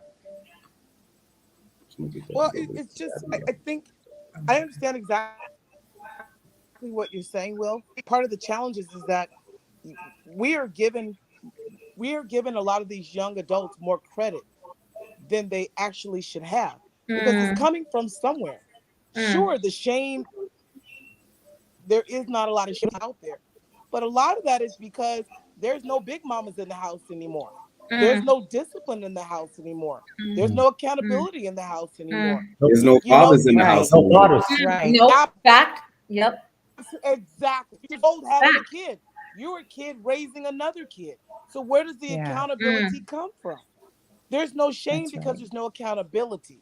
They're not raised. You know how they say a lot of things people do, it comes from their up. And unfortunately, there are many people who are not raised in a manner of having any sort of shame. And then if you try to, I come from an era that everybody would show the block when you did what you had no business doing. And I don't mean beatings, but I mean chastising. What I don't understand of these kids now, there's a lot of adults to tell a kid that, to tell them what they're doing is wrong, because they're afraid that parent will be yelling and screaming at the other parent, versus trying to understand that something was done incorrectly and all that person was doing was explaining to that child, get the hell out of the street, you might get hit by a car. You see what I'm saying? And so there's no shame because there's no accountability, and a lot of it comes from upbringing. Yeah. For some of us females that are upholding the standards, right? What do we get called? We get called difficult, challenge, and then we're ashamed because we're not jumping in the whole phase with them. And then we get a bad label. Because I know for me, and Fatima knows for a fact, when I walk in, oh, she's a challenge, don't even bother. And guess what? I love that title, though. Please give me that title. Okay. Are these coming from men or women or both? Men will come at me. Weak men. Thank you. Thank you. So, exactly. Weak men will come at me and, in my face, or I will hear as I walk by, oh, she's a challenge, or she's difficult. You can't get that one. But the way they say it is if it is something that I should be ashamed of. But guess what? I love that title. Thank you. This is the thing that Will and I discussed, is that and this is advice to men. When you find a difficult woman with good values, all she requires is good communication. Thank you. Understands why is she difficult? What are the barriers in place? And you as a man, what are the things that you're bringing to the table? Are you accountable? And I 3 pillars that we talk about is accountability, resilience, and discipline. Yep. Every man should have these, and they should build these pillars, and everything else will fall in place. Yeah. So oftentimes difficult women also is conflated with women who just have unrealistic standards, like things that aren't measurable, like height, a big dick, 6 figures. So these things aren't measurable as far as values. A guy who's accountable but has 50,000 in his bank account will make sure when he gets with a woman, look, a woman demands this. We're going to have children. I need to get on that 6 figure by the end of the next 5th year of our relationship. So when I hear women having difficulty with men calling them out and saying, oh, she's difficult, look, good. they're vetting themselves out from being giving you heartache later down the line. Don't focus on them. Focus on the guys who are sitting down with you and saying, okay, I know you're difficult. Where can we compromise? All right. What are the values that are making you a barrier? No, everything you've said is a fact. My experience, majority of the men go back to the title you use. Well, I love that. Weak men. These are the men that want just the whole phase, right? Because real men know how to approach me, but I'm just not interested. I'm not in a space where I want to do that. Real men know how to approach me. Weak men don't know how to approach me either. Well, also, Ruby, I think, sorry, I didn't mean to jump in. Go for it. I think a lot of dating nowadays, a lot of women or a lot of girls make it so easy for guys that it makes it harder for a woman, as in you, Facts. to get a man, or, you know, for us to get that man. Because so many these younger generation, they're just giving it out, making it easy, just, you know, thinking that that's what they're supposed to do. So when a woman like you come along, it makes it really hard for you to get that man because they're so used to getting it so easy. You know, so just want to throw that out there. No, that's a fact. That is a fact. And it's a sad scenario for where we're at, right? But it is. And also, Lupe, I've seen girls, girls would have, they have high standards and self-respect for themselves. I see it over time. They'll start to lower their standards because they see that the women who are being hoes, they get more attention from men, and they think, oh, you know what? I'm not getting a lot of attention. All the hoes getting attention. You know what? Maybe I should lower myself and maybe go become a hoe. You know, so I've seen women start lowering their own standards because they see what's going on. But they don't realize that that's only temporary. Like, you should always plan for the long term, because long term, at the end of the day, there's a lot of good men out there looking for you, and they see the streets as well, and they're looking for you. You just gotta be patient and work on yourself. And when they find you, you're good, but don't lower your standards. I have to throw a joke out there though quickly, and Fatima knows me. I think maybe Lupe and Beauty have heard this thing too as a joke. So as a joke, I will never lower my standards, period, because I surround myself with a whole bunch of positive people that live the same lifestyle I do, and we love our lifestyle. But as a joke, I do see what Lupe was saying. So I had told my other girls, I'm like, girl, I'm about to patent a shirt, and I want it to be known live at 1 hour and 21 minutes and 55 seconds at your show that I patent this idea. So nobody steals it now. I'm gonna get T-shirts made that say "Hoe in Training," and I'm gonna get classes started that teach people like me how to be a hoe in training. You know, I know I'm in my 40s, but you know, I'm gonna get there.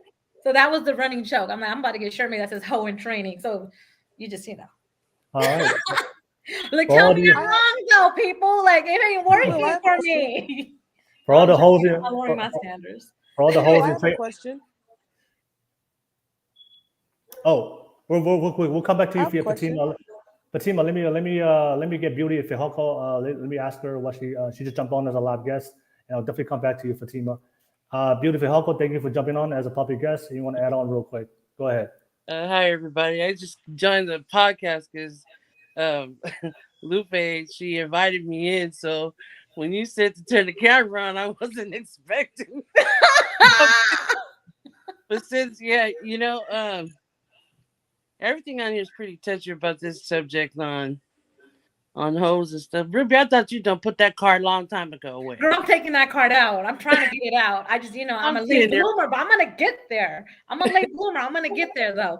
I just gotta get over my moral values, So yeah, to add to it, Will, I think just with modern, no fathers in the picture. Even if you don't have a father, there's some kind of father figure in the house. You can't use that as an excuse to why some of us women act the way, that they do. Like, for instance, I've got friends, and boy, we got some friends who, who still do that. And it's pretty sad because they got children, but once you become a mother and a father, you want to take that whole thing away and become better so they could be better. But I think it's just the whole upbringing in your home. If it's your upbringing, no fathers, none of it, of course, all you have is your mother, but you need that support. But if you got a village, that makes a big difference. Your village is what's going to bring you up and, They ain't gotta call nobody no hoe and all. Yep.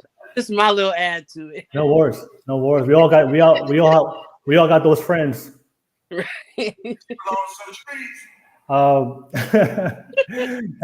Anyways, thank you so much for sharing beautiful Hako. And Fatima, you wanted to ask a question real quick, and then we'll move on to the next topic. Go ahead, Fatima. I did have a question. Well, the first thing that I will say is that that I've learned is that you maintain your standards. You be flexible in your expectations, but you maintain standards. So I never change my standards. The other thing is, I think concern is, I'm a mother of 5 children, but I have 5 sons.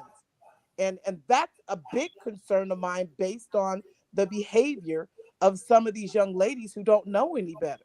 Now, my kids are grown and gone. A couple of them are in the military.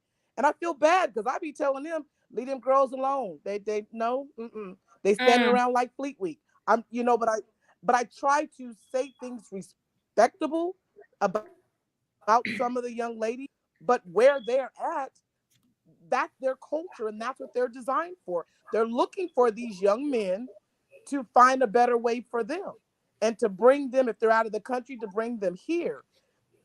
My thing is, as a mother, because now I'm a single mom now, and as a single, the only parent my kids have left, I have a different perspective. It's like, please leave them alone.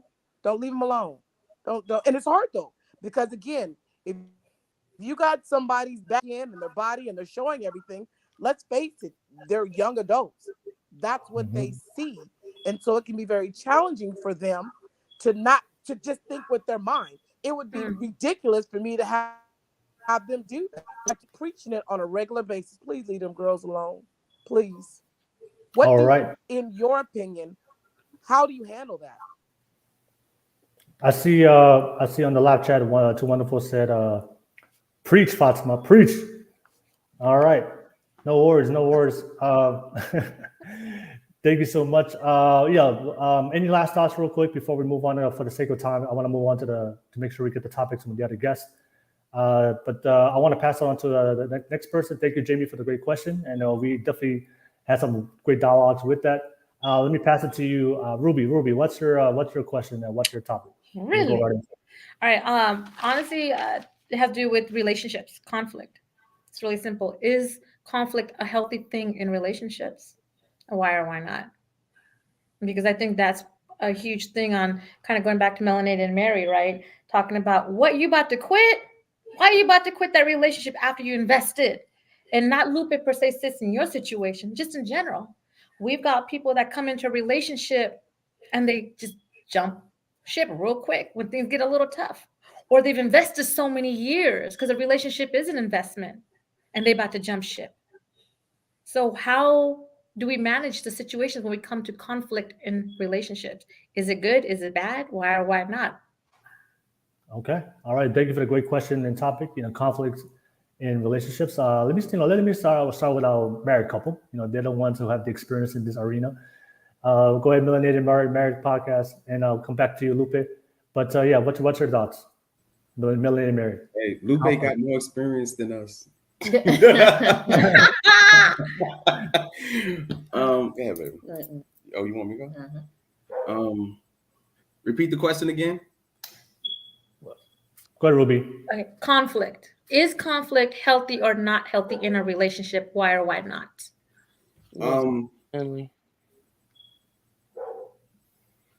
A healthy conflict, like good conversation to go back and forth, to figure each other out, to come to a resolution. Yes, I would say that was good. But if it's negative, no. Elaborate. Okay. So no, honestly, yes, do elaborate, because I think people that are listening to this can learn and grow from some of this. Because when we think of conflict, we get scared and we want to run, right? So how do we differentiate healthy and non-healthy? Well, one, my wife doesn't get she's not emotional like that. So I could literally hold a conversation with her. She'd probably just give me a look real quick. I'm like, all right, that didn't fly. Let's move on. So she'll literally, but the negative part I was talking about was, the arguing. It escalates. Nobody's talking to hear and listen. They just talking to talk now. And that's how you get into the arguments. That's that's the negative part. And I've been in those relationships. And I'm glad I'm in this one right now because it's the best thing since sliced bread. He doing good. He doing real good. If I would have kept tally marks from the beginning, hey, man, girl. I'm like a Power Ranger up in here. I had to change up real quick, You got a shout out.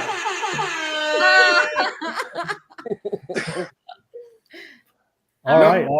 Go ahead. I was gonna say that we went through like Lupe, we went through it in the beginning and stuff like that. Yeah. In the beginning, we went through it. But look, once a guy, a man knows, okay, this ain't gonna fly with this one right here.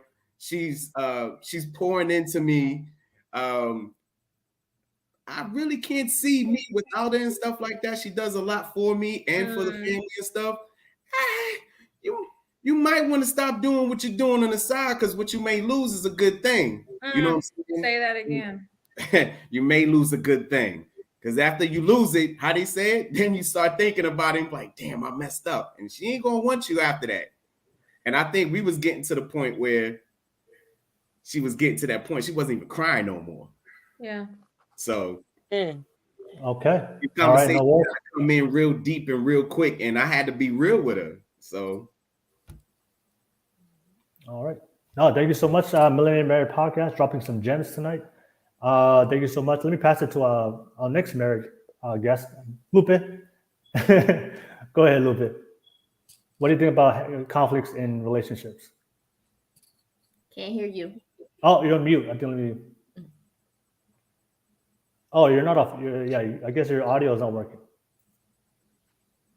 That's a conflict right there. Okay, let me. Technical conflict. Technical. All right, I'll come back to you, Lupe.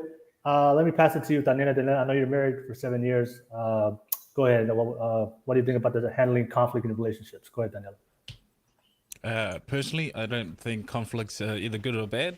I look at conflict as a tool, and it's one of the greatest tools that will either make or break any relationship. And the reason why is I look at it as a metric gauge in the sense of earlier on in the relationship, conflict is a true value friction. It is when you truly show your values and what you value the most, and it causes friction with the other person. You've gone over the honeymoon phase, and now who you are starting to reveal.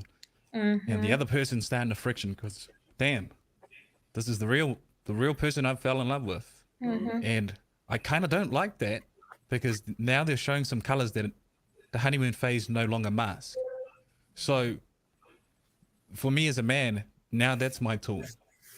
Okay, there's a friction here. I chose this woman. I love this woman and I want to be with this woman. How do we find the medium where we can equally compromise and walk away without anyone holding power over the other? Yep. Usually that involves communication. And communication is not just sitting there and talking. Observe. Why is the other person having a conflict with my values? Is it because of me? Or is it that she's never been exposed to the type of character that I am? Yep. Now, later on in the relationship, conflict becomes a metric for evolution. And this is what I love about relationship is that I look forward to every year that I am with my wife because I know she's going to change. As a person, she's continuously changing the way that she is, who she is. And as she grows, there will be certain things that she won't tolerate, but there are other things that she'll tolerate more.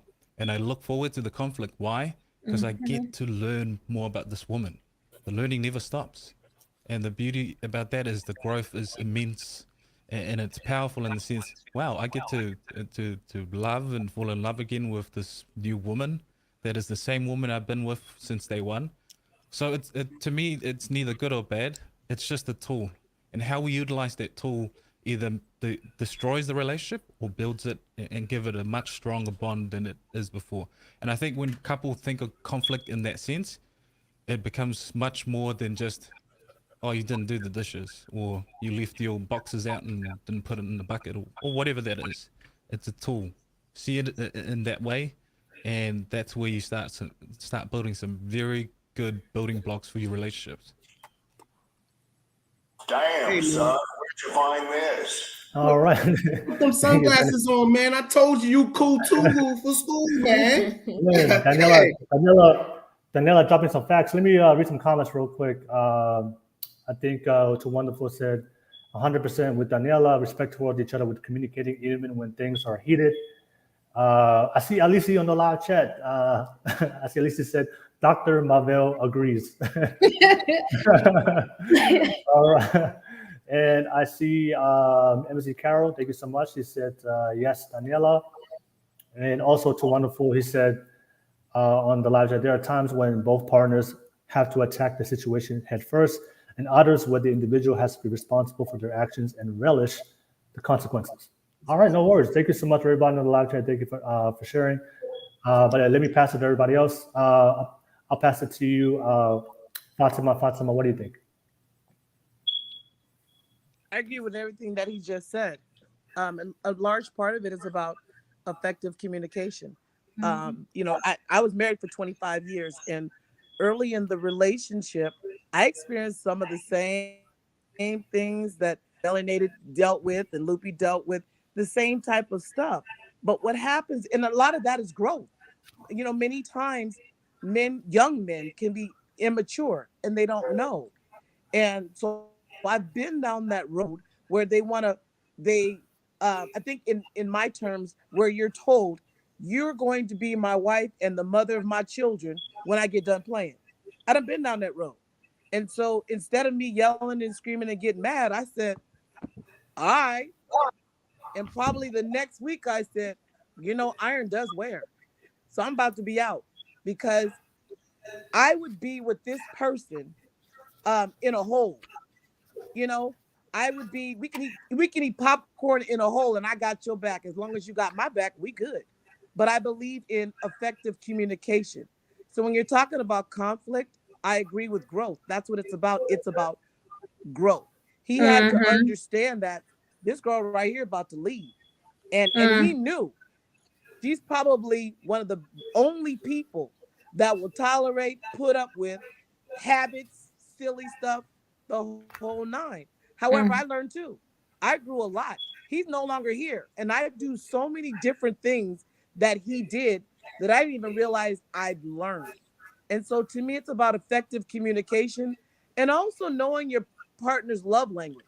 Yes. I think Melanated said something along the lines of there's times she wasn't as emotional. So I can look over at her and be like, oh no, she ain't gonna bite.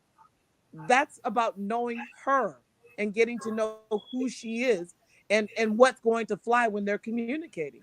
And that's what I had to learn how to do. Yelling and screaming and cussing and fussing is not going to do any good. How about we both sit down and have this conversation and I listen without thinking about what I'm going to say next. And that's what I had to learn how to do, is to listen. All right, no worries. Thank you so much. That's why we got 2 ears, 1 mouth. All right. Let me pass it to you, Jamie. Jamie, what do you think about in handling conflicts in relationships?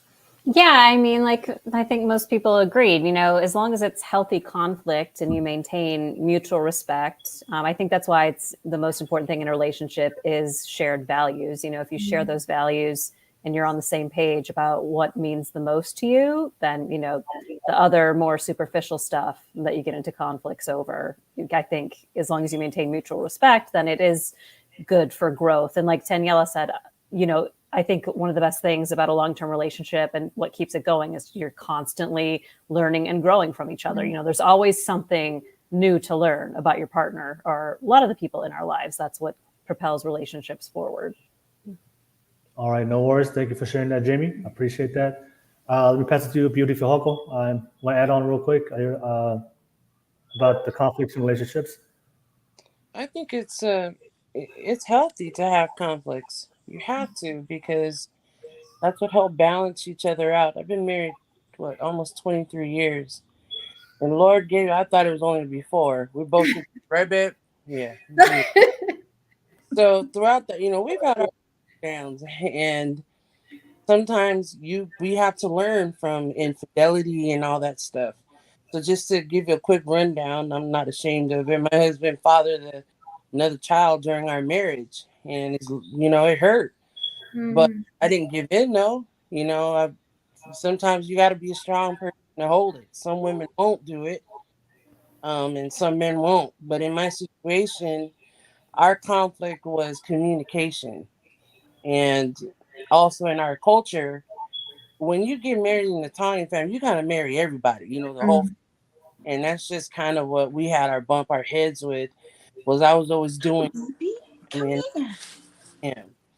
So in that time, I wouldn't say, what he did was right, but we did learn from that situation. We took it as something that we could learn and apply ourselves to be better. We didn't allow it to, throw what we already had. We invested into our marriage, but he didn't do it again. Otherwise, he wouldn't be here. So, but anyway, what I look at it is you have to have the conflict to balance out each other. Because if you don't, what else is there to fight for? I always believe that second chances, fight for what you think you can and make things work. Your mental, I always say mind over matter. If you can make it work for yourself and for your spouse, then do it. Go for it. But there is no wrong or right answer for that. I just honestly feel that there's a saying that we used to always put in with each other was we had to improvise and we also compromise. Mm-hmm. So that's what we do to kind of mellow things out, make things work. And also, like us women, we bitter. I ain't gonna lie. We say some really foul shit. Like we really do. We come out, we start throwing things and saying things, and it hurt. But when you start doing that and you belittle your man, I'm gonna tell you right now, wrong thing to do. Because that's one thing I learned as getting married is they don't want to hear that. They know they made the mistake already. They already know that. But they do want your support, help them be better. So why not uplift one another? Same go for us women.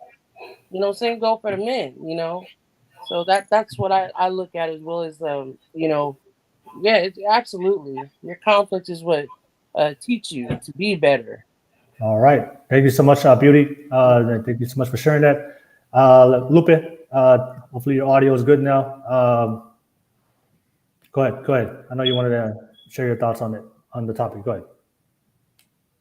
Oh, you're still on mute. Oh, wait, no, you're not on. No, your audio is not working, Lupe. Yeah. Okay, I'll come back to you, Lupe. If you can fix that real quick. And I see Karan, hopefully I'm saying that right. Karan, first time on the podcast. Thank you for jumping on as a public guest. You got to go ahead and share your thoughts real quick. Karan? Oh, I'm just tapping in because my aunt's in here. She's done her like my mom, so I'm just trying to show love. I don't really know what to say. I'm just trying to show support. Oh, okay. Yeah, my bad. Yeah. All right, it's all good. You go crazy. Go crazy. I love you. Thank you, son. All right, no worries. Thank you so much. I want to ask this question, this topic. I think it's because we're talking about conflict. Do you we live in one of the criticisms in today's modern culture, what they used to complain about the older generation of men and women in marriages, that they said that men and women back in the day they didn't leave the relationship, so they'll stay in a bad marriage, right? So when I talk to the traditional, especially my parents, like the way they see marriage is like once I marry you, it's forever. That's the older and traditional mindset, right? But now in today's modern dating culture, it's like if you don't like your marriage, you can always leave, right? So for me, I'm very traditional. I believe that if you get married with somebody, you stick it out forever, unless for like very extreme reasons, like physical abuse or something like that. But if it's just like conflict and differences, and I think those things that if both partners are committed to, and you both have some value and accountability and responsibility, I think you should. There's nothing if both parties are invested. There's always a way to figure things out if you both invested to each other. But do you think today in today's modern world, do you think it's encouraging people to be in relationships? Because I do see a lot of content now that they're saying, if it doesn't work out, just find another man. There's this whole movement, independent. I want to be strong, independent women. So they empower independent women. So like, if the marriages don't work out, just be single. Go out there, be a single parent, and you don't have to stay in a marriage. So I think for me is like, it's one of the things I would do if I have a conversation with somebody is set the expectation. Hey, if I get married to you, this is forever. You have the same intentions, and if that's not for you, if you believe marriage, you can always leave, then you're probably not gonna a best fit. Because I want to be with somebody that we're gonna work things out. But I think for me, it's surprising a lot of people don't have that conversation, and they just get married, and then they live in a culture today that tells them, hey, if you don't like it, just get divorced and move on to find the next person. But that's do you guys believe that should people, when they get married, it should be forever? Or do you guys believe that today's environment, today's social media generation, do you think it encourages people to stay with the long haul, especially when it comes to conflict? Or does it incentivize people, hey, when things get tough, just leave and go find another man or find another woman out there? Let me pass it to you guys. What do you guys think? I'll start with you, Ruby. Go ahead, Ruby. Okay. I have a whole bunch of different thoughts going on, like just random thoughts. I'm trying to figure out how do I collectively bring it together. Like I said earlier, I was married, divorced, went through the whole dating phase. Recently, try to go into this whole dating phase thing with another person. A couple of things. One, if you're gonna get into a marriage, the idea of marriage is a long-term relationship and investment. So I agree that if we getting married, the idea is to stay together till we old and geriatric and one of us goes before the other one, or we holding hands. The reality is, though, is that really happening in today's society now? So if you're going to get into a relationship, now it depends. Do you want to go through the whole phase, or do you want a real relationship and you want a real solid future? If you want a real solid future, then I think it's healthy to have that discussion early on. Because if I'm about to talk to you and I'm about to invest my energy and time into you, I need to know if our features and our values and our, everything aligns. It kind of goes back to what Melanated and Married were talking about, finding the right partner. Do we align to some degree? So it's healthy to have the discussion early on and say, hey, what are your thoughts on marriage? And so just a little 411, I actually had that discussion early on with the potential that I was kind of seeing. And so I brought up the topic of marriage, or we collectively brought it up. Just because I brought it up, that doesn't mean I want to marry your ass right now. I'm talking about let's get married 4 years from now, 5 years from now. But let's talk about where we at with the commitment and our values. Do our trajectory align? He got cold feet and ran. Well, that's not the whole reason. That's not the whole reason, right? But that was one of the things that kind of was scary. Now, had he stopped and we could have had a further discussion, then I could have explained where that thought process was coming from. But I think it is important to be able to have this idea of what does marriage and love look like. And one of the things I think I failed to do in hindsight, looking back, I made a lot of mistakes in my marriage, looking back at it. And now that I can go back and reflect on it, would have I done things differently? Oh yeah, communication for one, talking back to your man for another. Now, don't get me wrong. Don't act like I didn't get shit done to me either, though. But what could I have done differently? A lot. And that is where conflict, and I don't want to say your name incorrectly, Tanela? Yeah, Tanela. Tanela, sorry.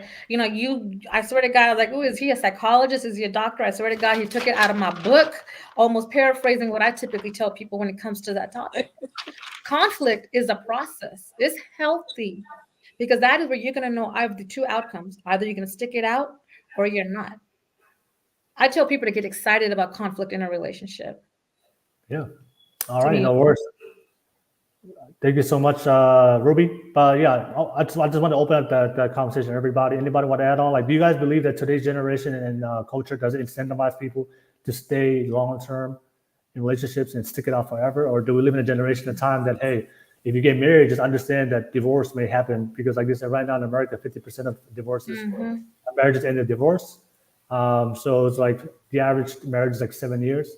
So if you get married today, like you should, I think I've talked to a lot of people, they get married, but they already know they're already in their mind. You know what? I'm getting married right now, but if it doesn't work out, I'll just leave and find something else. Like they're already thinking about leaving while they just got married.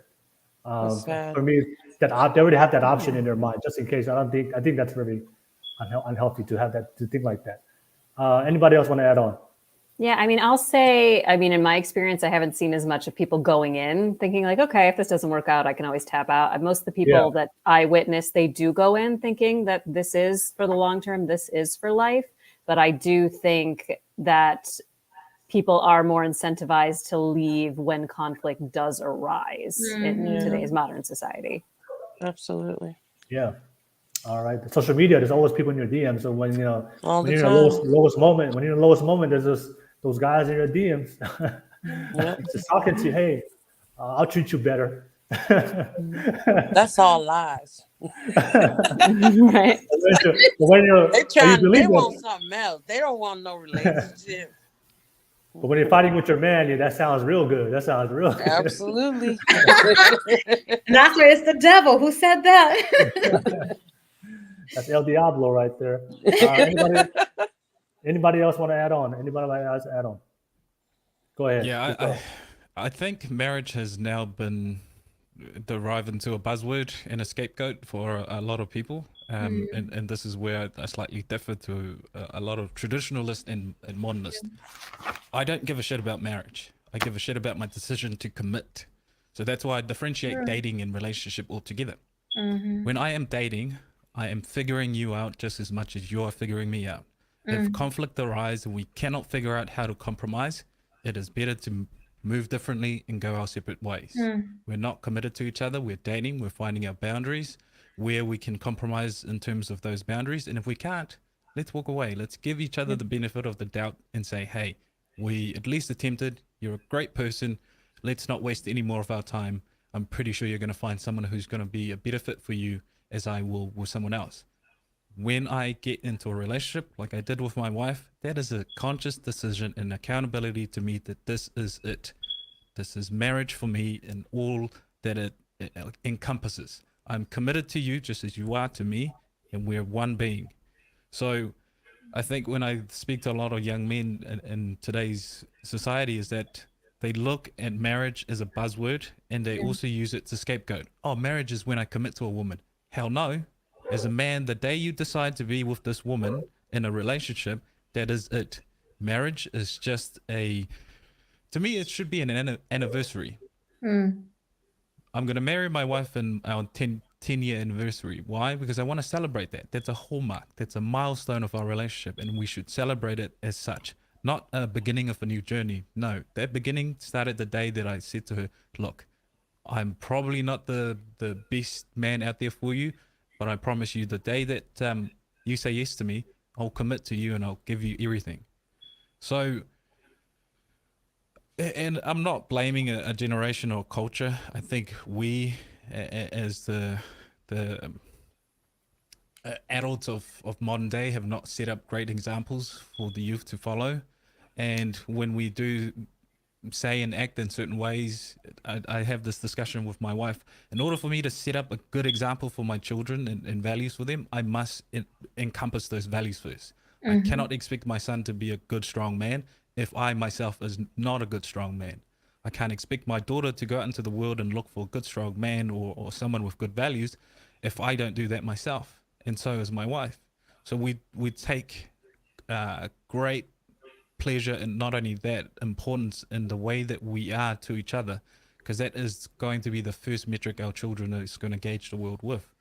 So we can look at ourselves and say, what are we doing in terms of contributing to relationship?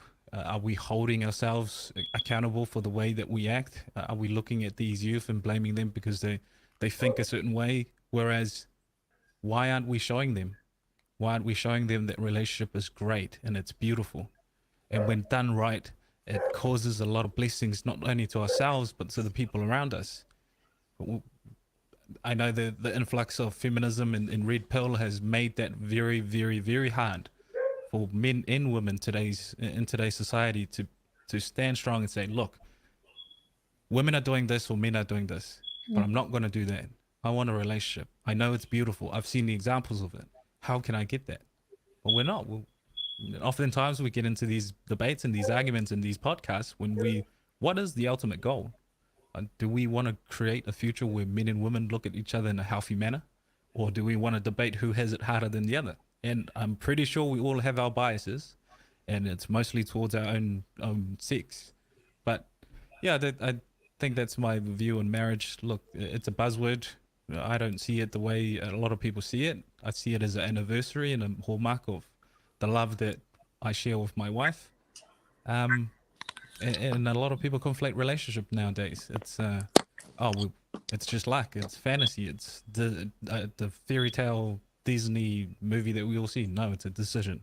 It's a choice. And for me to advise a man, look at it as a decision and be accountable for that choice. The day you choose is the day you're committed to the day you end up 6 feet under. Okay. And commit yourself every day. All right, no worries. Thank you so much. Don't say anything. Thank you for sharing. But anyone want to add on last thoughts before we move on to the final topic? I think just quickly with what he just said, I love the way you phrased dating and relationship. I love the way it just, to me, resonated. And then the idea of love falls in that whole category as well quickly. And so the one thing I like to tell people is when we talk about love isn't falling in love when they're perfect, when the eyelashes look good, when he's treating you to X, Y, Z.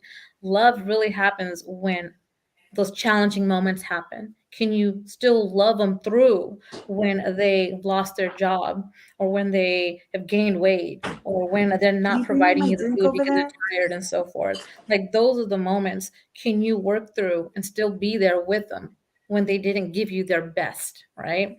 And so just kind of along the lines of just resonating with me on that level. But I'll keep it short because I know we're almost done here.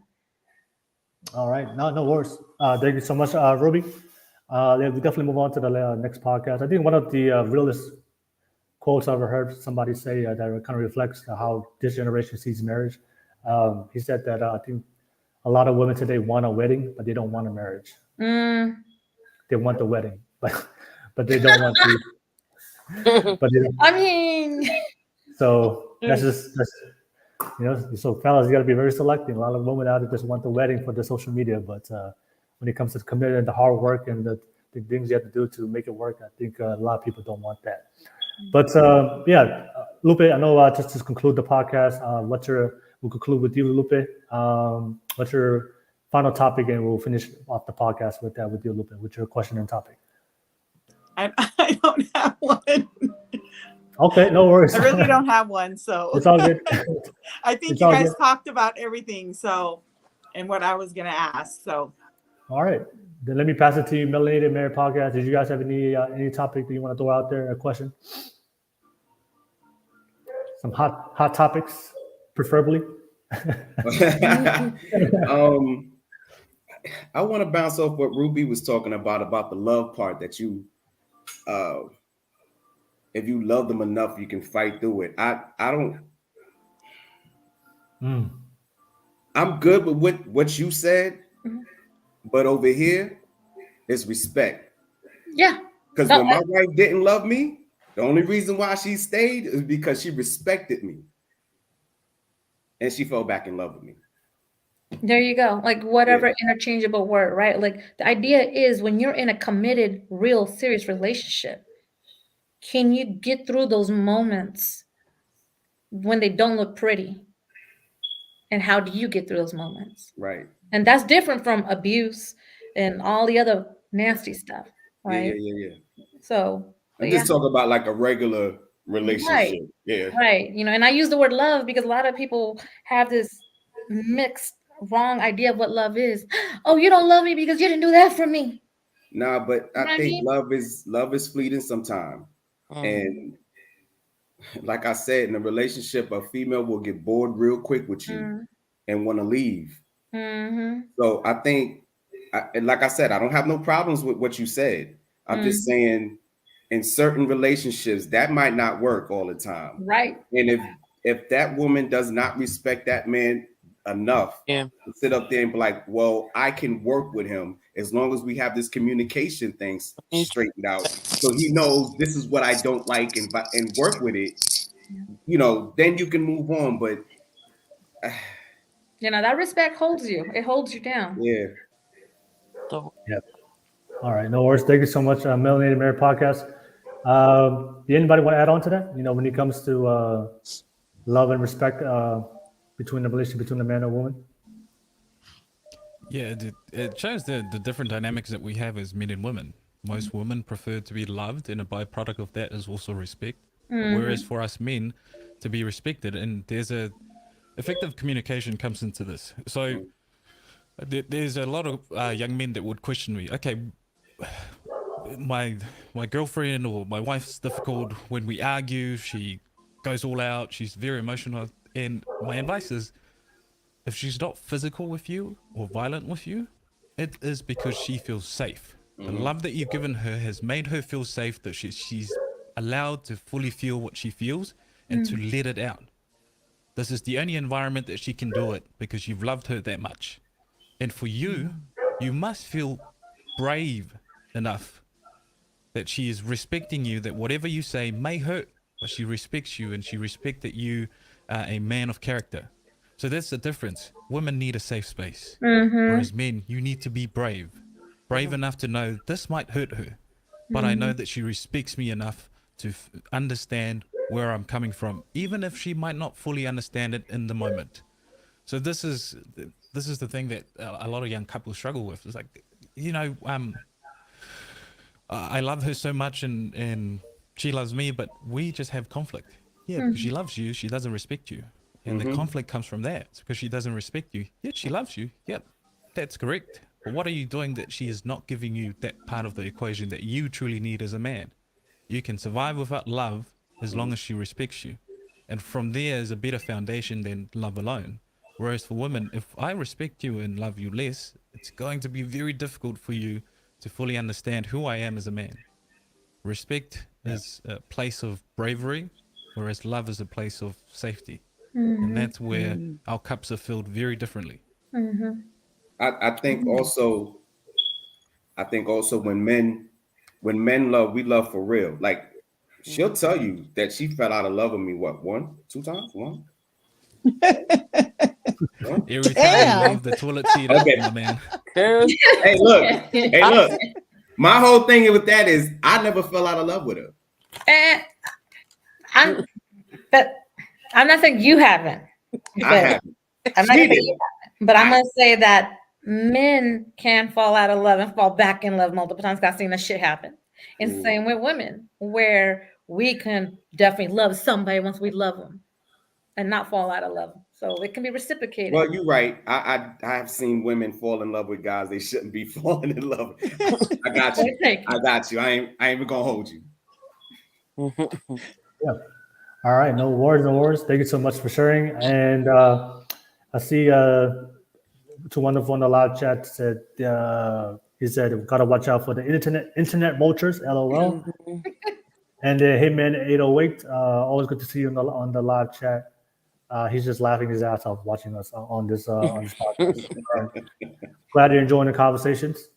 But you know, I mean, just my thoughts about just you know, men demand respect in a relationship, and then women demand love. I do see that there's today's generation where the women are acting like men and the men are acting like women. Yeah. So I see a lot of guys, they talk about, why my women not respecting me? But then I look at the way they move, it's very feminine. Thank you. Right? So if you want a woman to respect you, you have to act like a man. But I do see the way the culture is and what they're pushing with the narrative when it comes to masculinity. It will. A lot of masculinity. Correction. Not act. You got to move like a man. Yeah. Move. Be a man. Just be a man. Be a man. Right. Yeah, but I do see there's this word like toxic masculinity, telling men, masculinity is toxic. You don't have to be you don't have to portray the characteristics that makes a good man. And a lot of guys are doing that today, and they finally realize that the women don't respect them, and a lot of times the women act like men, and they find out why a lot of men are not attracted to them because we don't want to date another man. So Right. it's we want love. Right? Yes. So at the end of the day, that's one of the things I do see that's causing a lot of problems in the dynamic relationship is like the men are acting like women and the women are acting like men today. But I just want to add on real quick. But final thoughts before we conclude and close off tonight's podcast. Fatima, Jaime, Lupe, and Beauty Fijoco. I Sounds will good? say this that men deserve to be respected. But the other thing that men also want that I had to learn over the years is they want to feel appreciated.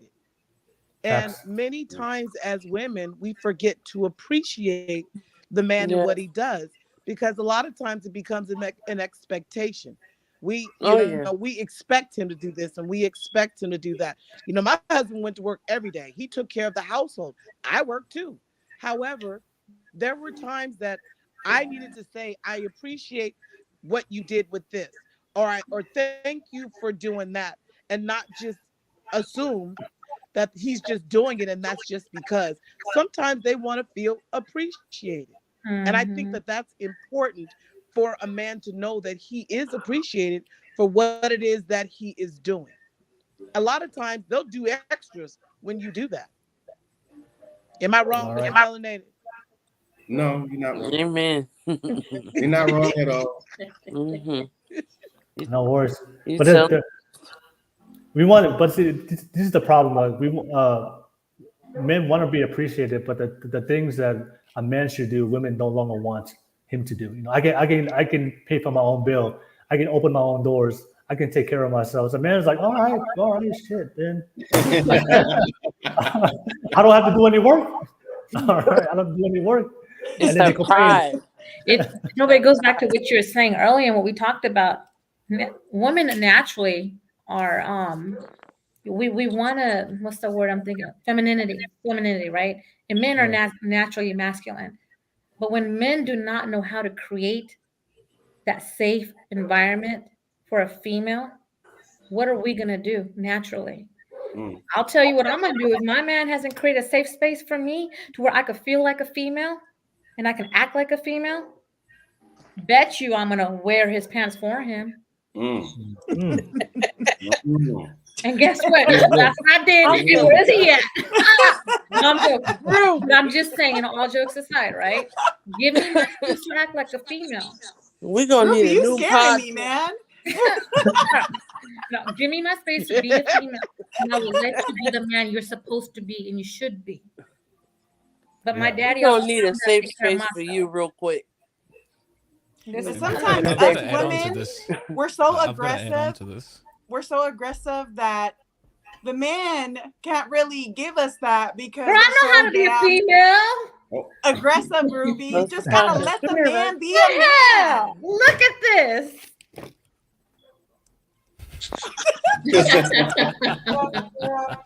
Ruby got jokes. Ruby got jokes. I know dishes. I know how to order food. Oh, you All know. right. You Funny just got to about that, when it's so reciprocate. like- yeah, what's Ruby, ironic the- about that is my husband was one that he opened the door for you all the time, and Oh, you walked man, on that's the that inside. chivalry. You know, he was an OG, and that's Yeah, how that he works. was.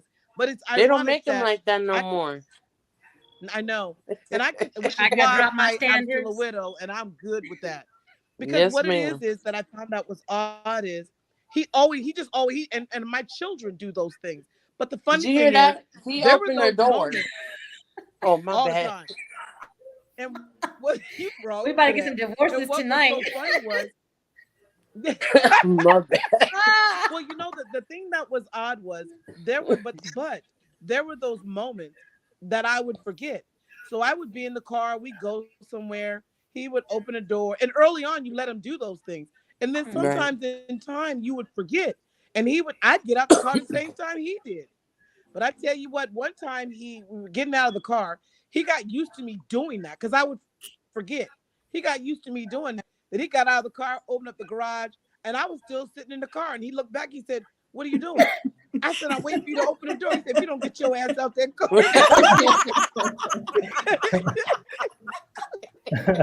Because he would say, I tried to open the door for you, but you wanted to do it by yourself. That's something my husband would So do. sometimes as women, we forget. And Yes. one of the things that my parents always said, just because you can doesn't always mean you should. Amen. Exactly. Mm-hmm. And That's also true. beauty for Hulk. I have to correct you. It's not like you said that they don't make him like that no more. I would disagree. Right? I would say women don't demand that type of man anymore. You're right. Yeah, I that's agree right. with that. Yeah, I can see that. That's If you right. want a masculine man, you have to Ooh, I demand can see a that. masculine man. That's why That's I'm right. thankful I Good raised one. a young Hey, man to do Will, that. I'm gonna use Open that the one. door. Yeah, I like that one.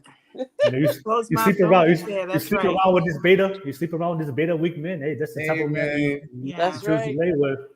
That's why you get. That's why you get. This boy, Will doing Floyd Mayweather on these people out there. I'm changing my T-shirt idea. I wanted to be a hoe in training, but now I like to be a challenge. Hey, Hey! that's a good one. I like I've been that. expecting a T-shirt. Girl, I'm Hey, getting Ruby, it made. I'm getting it made. Hey Ruby, I see somebody in the live chat. He said on the live chat, That that's red he is said, popping. that red is popping, y'all. Okay. Ruby, you got some fans, girl. My mommy's gonna kill me. Thank you. Thank you. That's so hopeful. Thank you. Yeah, he was gonna jump on, so but no worries. But to the panel guests, thank you so much for the open conversations. We have come to the end. We're gonna conclude the podcast. Thank you so much. Shout out to the panel, man. We had a great panel tonight. Shout out to you guys. Yeah, we did. Thank you, Lupe. Thank you guys for inviting All me. right. Hey, thank you so much. You guys kept it real and unfiltered and raw on here. Happy to have great conversations. I didn't have to use this sound effect. The lie detector determined And you guys kept it real. So I appreciate you guys being honest. Whether we agree or disagree, I appreciate that. But yeah, everybody real quick, and a shout out to everybody on the live chat. Thank you so much. And that's so helpful. I know you said that you want to jump on. Definitely jump on next time when we go live, and you can definitely be part of the panel. And definitely drop the link for Ruby, so because that red is popping for you, so you can reach out to her. We about to do Hey, we do a relationship podcast. Let me find out. Ruby Red. We have one divorce and one relationship happening. Okay, Will, I see how we do it here. All right, but I was to ask the panel, can you everybody share their final thoughts real quick, and how can people find you? So let me start with the main panel. I'll start with you guys. Lupe, what's your final thoughts from tonight's conversation, and how can people find you, Lupe? I really like tonight's topics, and to all the viewers out there, if you're married, argue a lot. It's good for the relationship. Make it last forever. I just want to say that thank you, Will, for having me on here. Sorry my phone was tripping, but I enjoyed it. That's it. Thank you. All right, no worries. Lupe, appreciate it. Thank you so much for joining on. Shout out to you, Lupe. Let me pass it to you. Ruby, final thoughts, and how can people find you, Ruby? I know So Helpful is trying to find you, so definitely drop that. I think, Be in your DM in no time. Little Miss Ruby Red. Hey, look. And I'm done with all y'all. that's the benefit of being a woman. Yeah. So, as we were saying, all jokes aside, relationships are not as simple. It's the paradox of the simplicity is within the complexity. Right? The simplicity is within the complexity. Try to write it out as far as you guys can, but at some point when it's no longer healthy, it's time to go ahead and look at something different and try something different. Right? I think that was my 2 cents. As far as where to find me, I'm a very private person, believe it or not. My social media is very, very small for a reason, but I am on Facebook, and you definitely can't find me on Facebook. There's a whole bunch of other Raju Rubies, RAJU, RUBY. Have fun trying to find me. I bet you won't. I bet you he will. He said, oh, damn. It's over. He's coming. He's coming for you. Hey, You better keep checking them DMs because he gonna be in them tonight. Right? He's about to load up. Yeah, Let's shoot it. Oh, that's funny. That's Oh, I'm done. All right. Shoot your shot, Essel. Hopefully, shoot your shot, bro. Anyway, let me pass it to Melanatedmarried Podcast. Final thoughts and how can people find it? My final thought is the internet is the devil. Yes. Yes, man. Internet's the devil. My final thoughts is I thought this is a dope panel. I learned some things on here at the same time. If y'all want to follow us on Facebook, TikTok, YouTube, is Melanatedmarried Podcast. Nice. No worries. Thank you so much. Shout out to you guys. Thank you for jumping on. Thank you. Before I pass it to Jamie, somebody on the live chat said, Jamie has a Thank you. It's medicated twice daily. You can thank my dermatologist. There you go. Everybody just coming out tonight. Hey, look. Hey, when we say they be in here, ain't nobody coming to my DMs. So. Melanated. Mary, do you okay? But, Godfrey's not gonna be in the bed tonight. Oh no, I sleep in the bed, baby. Don't do that. But go ahead, Jamie. Final thoughts and how can people find you? I think it was a great panel tonight. We covered a wide variety of topics, and as complex as they were, I think everyone offered great perspective, great points. People can find me on TikTok or Instagram, Text with Shitty Men. All right, BL17, you heard that. All right, thank you so much. I'm going to laugh every time. I'm going to go through the week with that one. All right, thank you so much, Jamie. Let me pass it to public guests real quick. Fatima, final thoughts real quick. And if you want people to find you. I appreciate you allowing me to be a part of this group. I really enjoyed the topics. I appreciated being able to agree and disagree, and so learn from some of your opinions and observations as well. So I do appreciate you all's time. All right, perfect. No worries. Thank you so much. And Thank me, you I'm for not a jumping on. popular person. I'm old school. I still got a home phone. Sorry. There you go. No worries, Fatima. Thank you for jumping on for tonight. Beautiful Huckle. Final thoughts. How can people find you? Just to, apply everything we've all learned tonight from one another.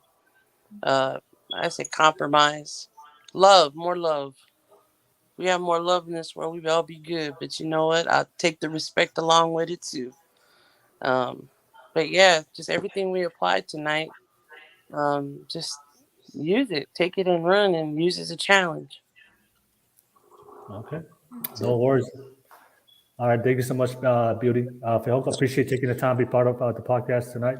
And Thank you. But not least, no worries. Last but not least, the Palofissa, the professor, go ahead and final thoughts and how can people find you? No, it's been an interesting conversation, and to everyone on the panel, thank you for allowing me to come in and share what I think and my opinions and how I look at the world. I think me personally, have heard a vast majority of women say the strategy to dating is to be masculine, and it is for the man to prove that he is masculine in order for you to be feminine. And I think that here's where that strategy don't work very well. Mm-hmm. Masculinity demands a space of bravery. Mm-hmm. And for a woman, a brave space is no longer a safe space, because that's what bravery is. And this is why you will never find what you're looking for if you are masculine. A feminine woman will always vet out a weak man. Why? Because a weak man will always try and outcompete you being feminine.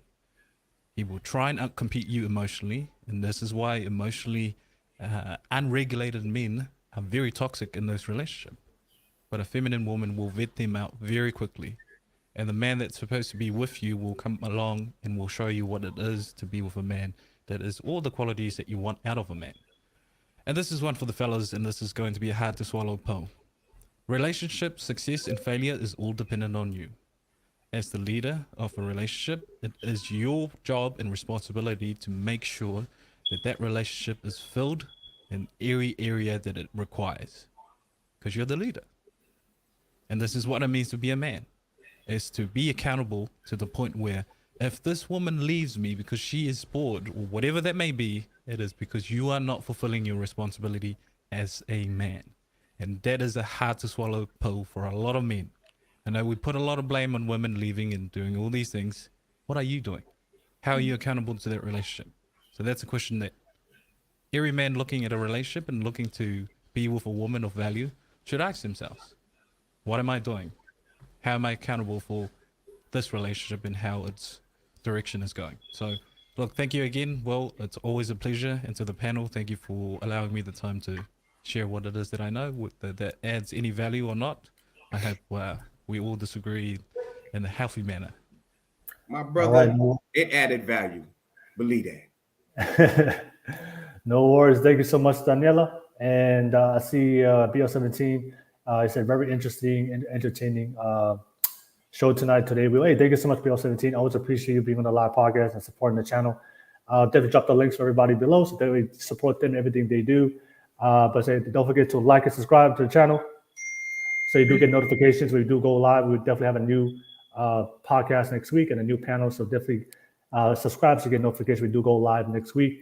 But to all the panel guests, thank you so much for your time and definitely enjoy the conversation we have. And you guys have a great night. Peace, y'all. Thank Peace. you. Thank you. All right. You have a good one, y'all.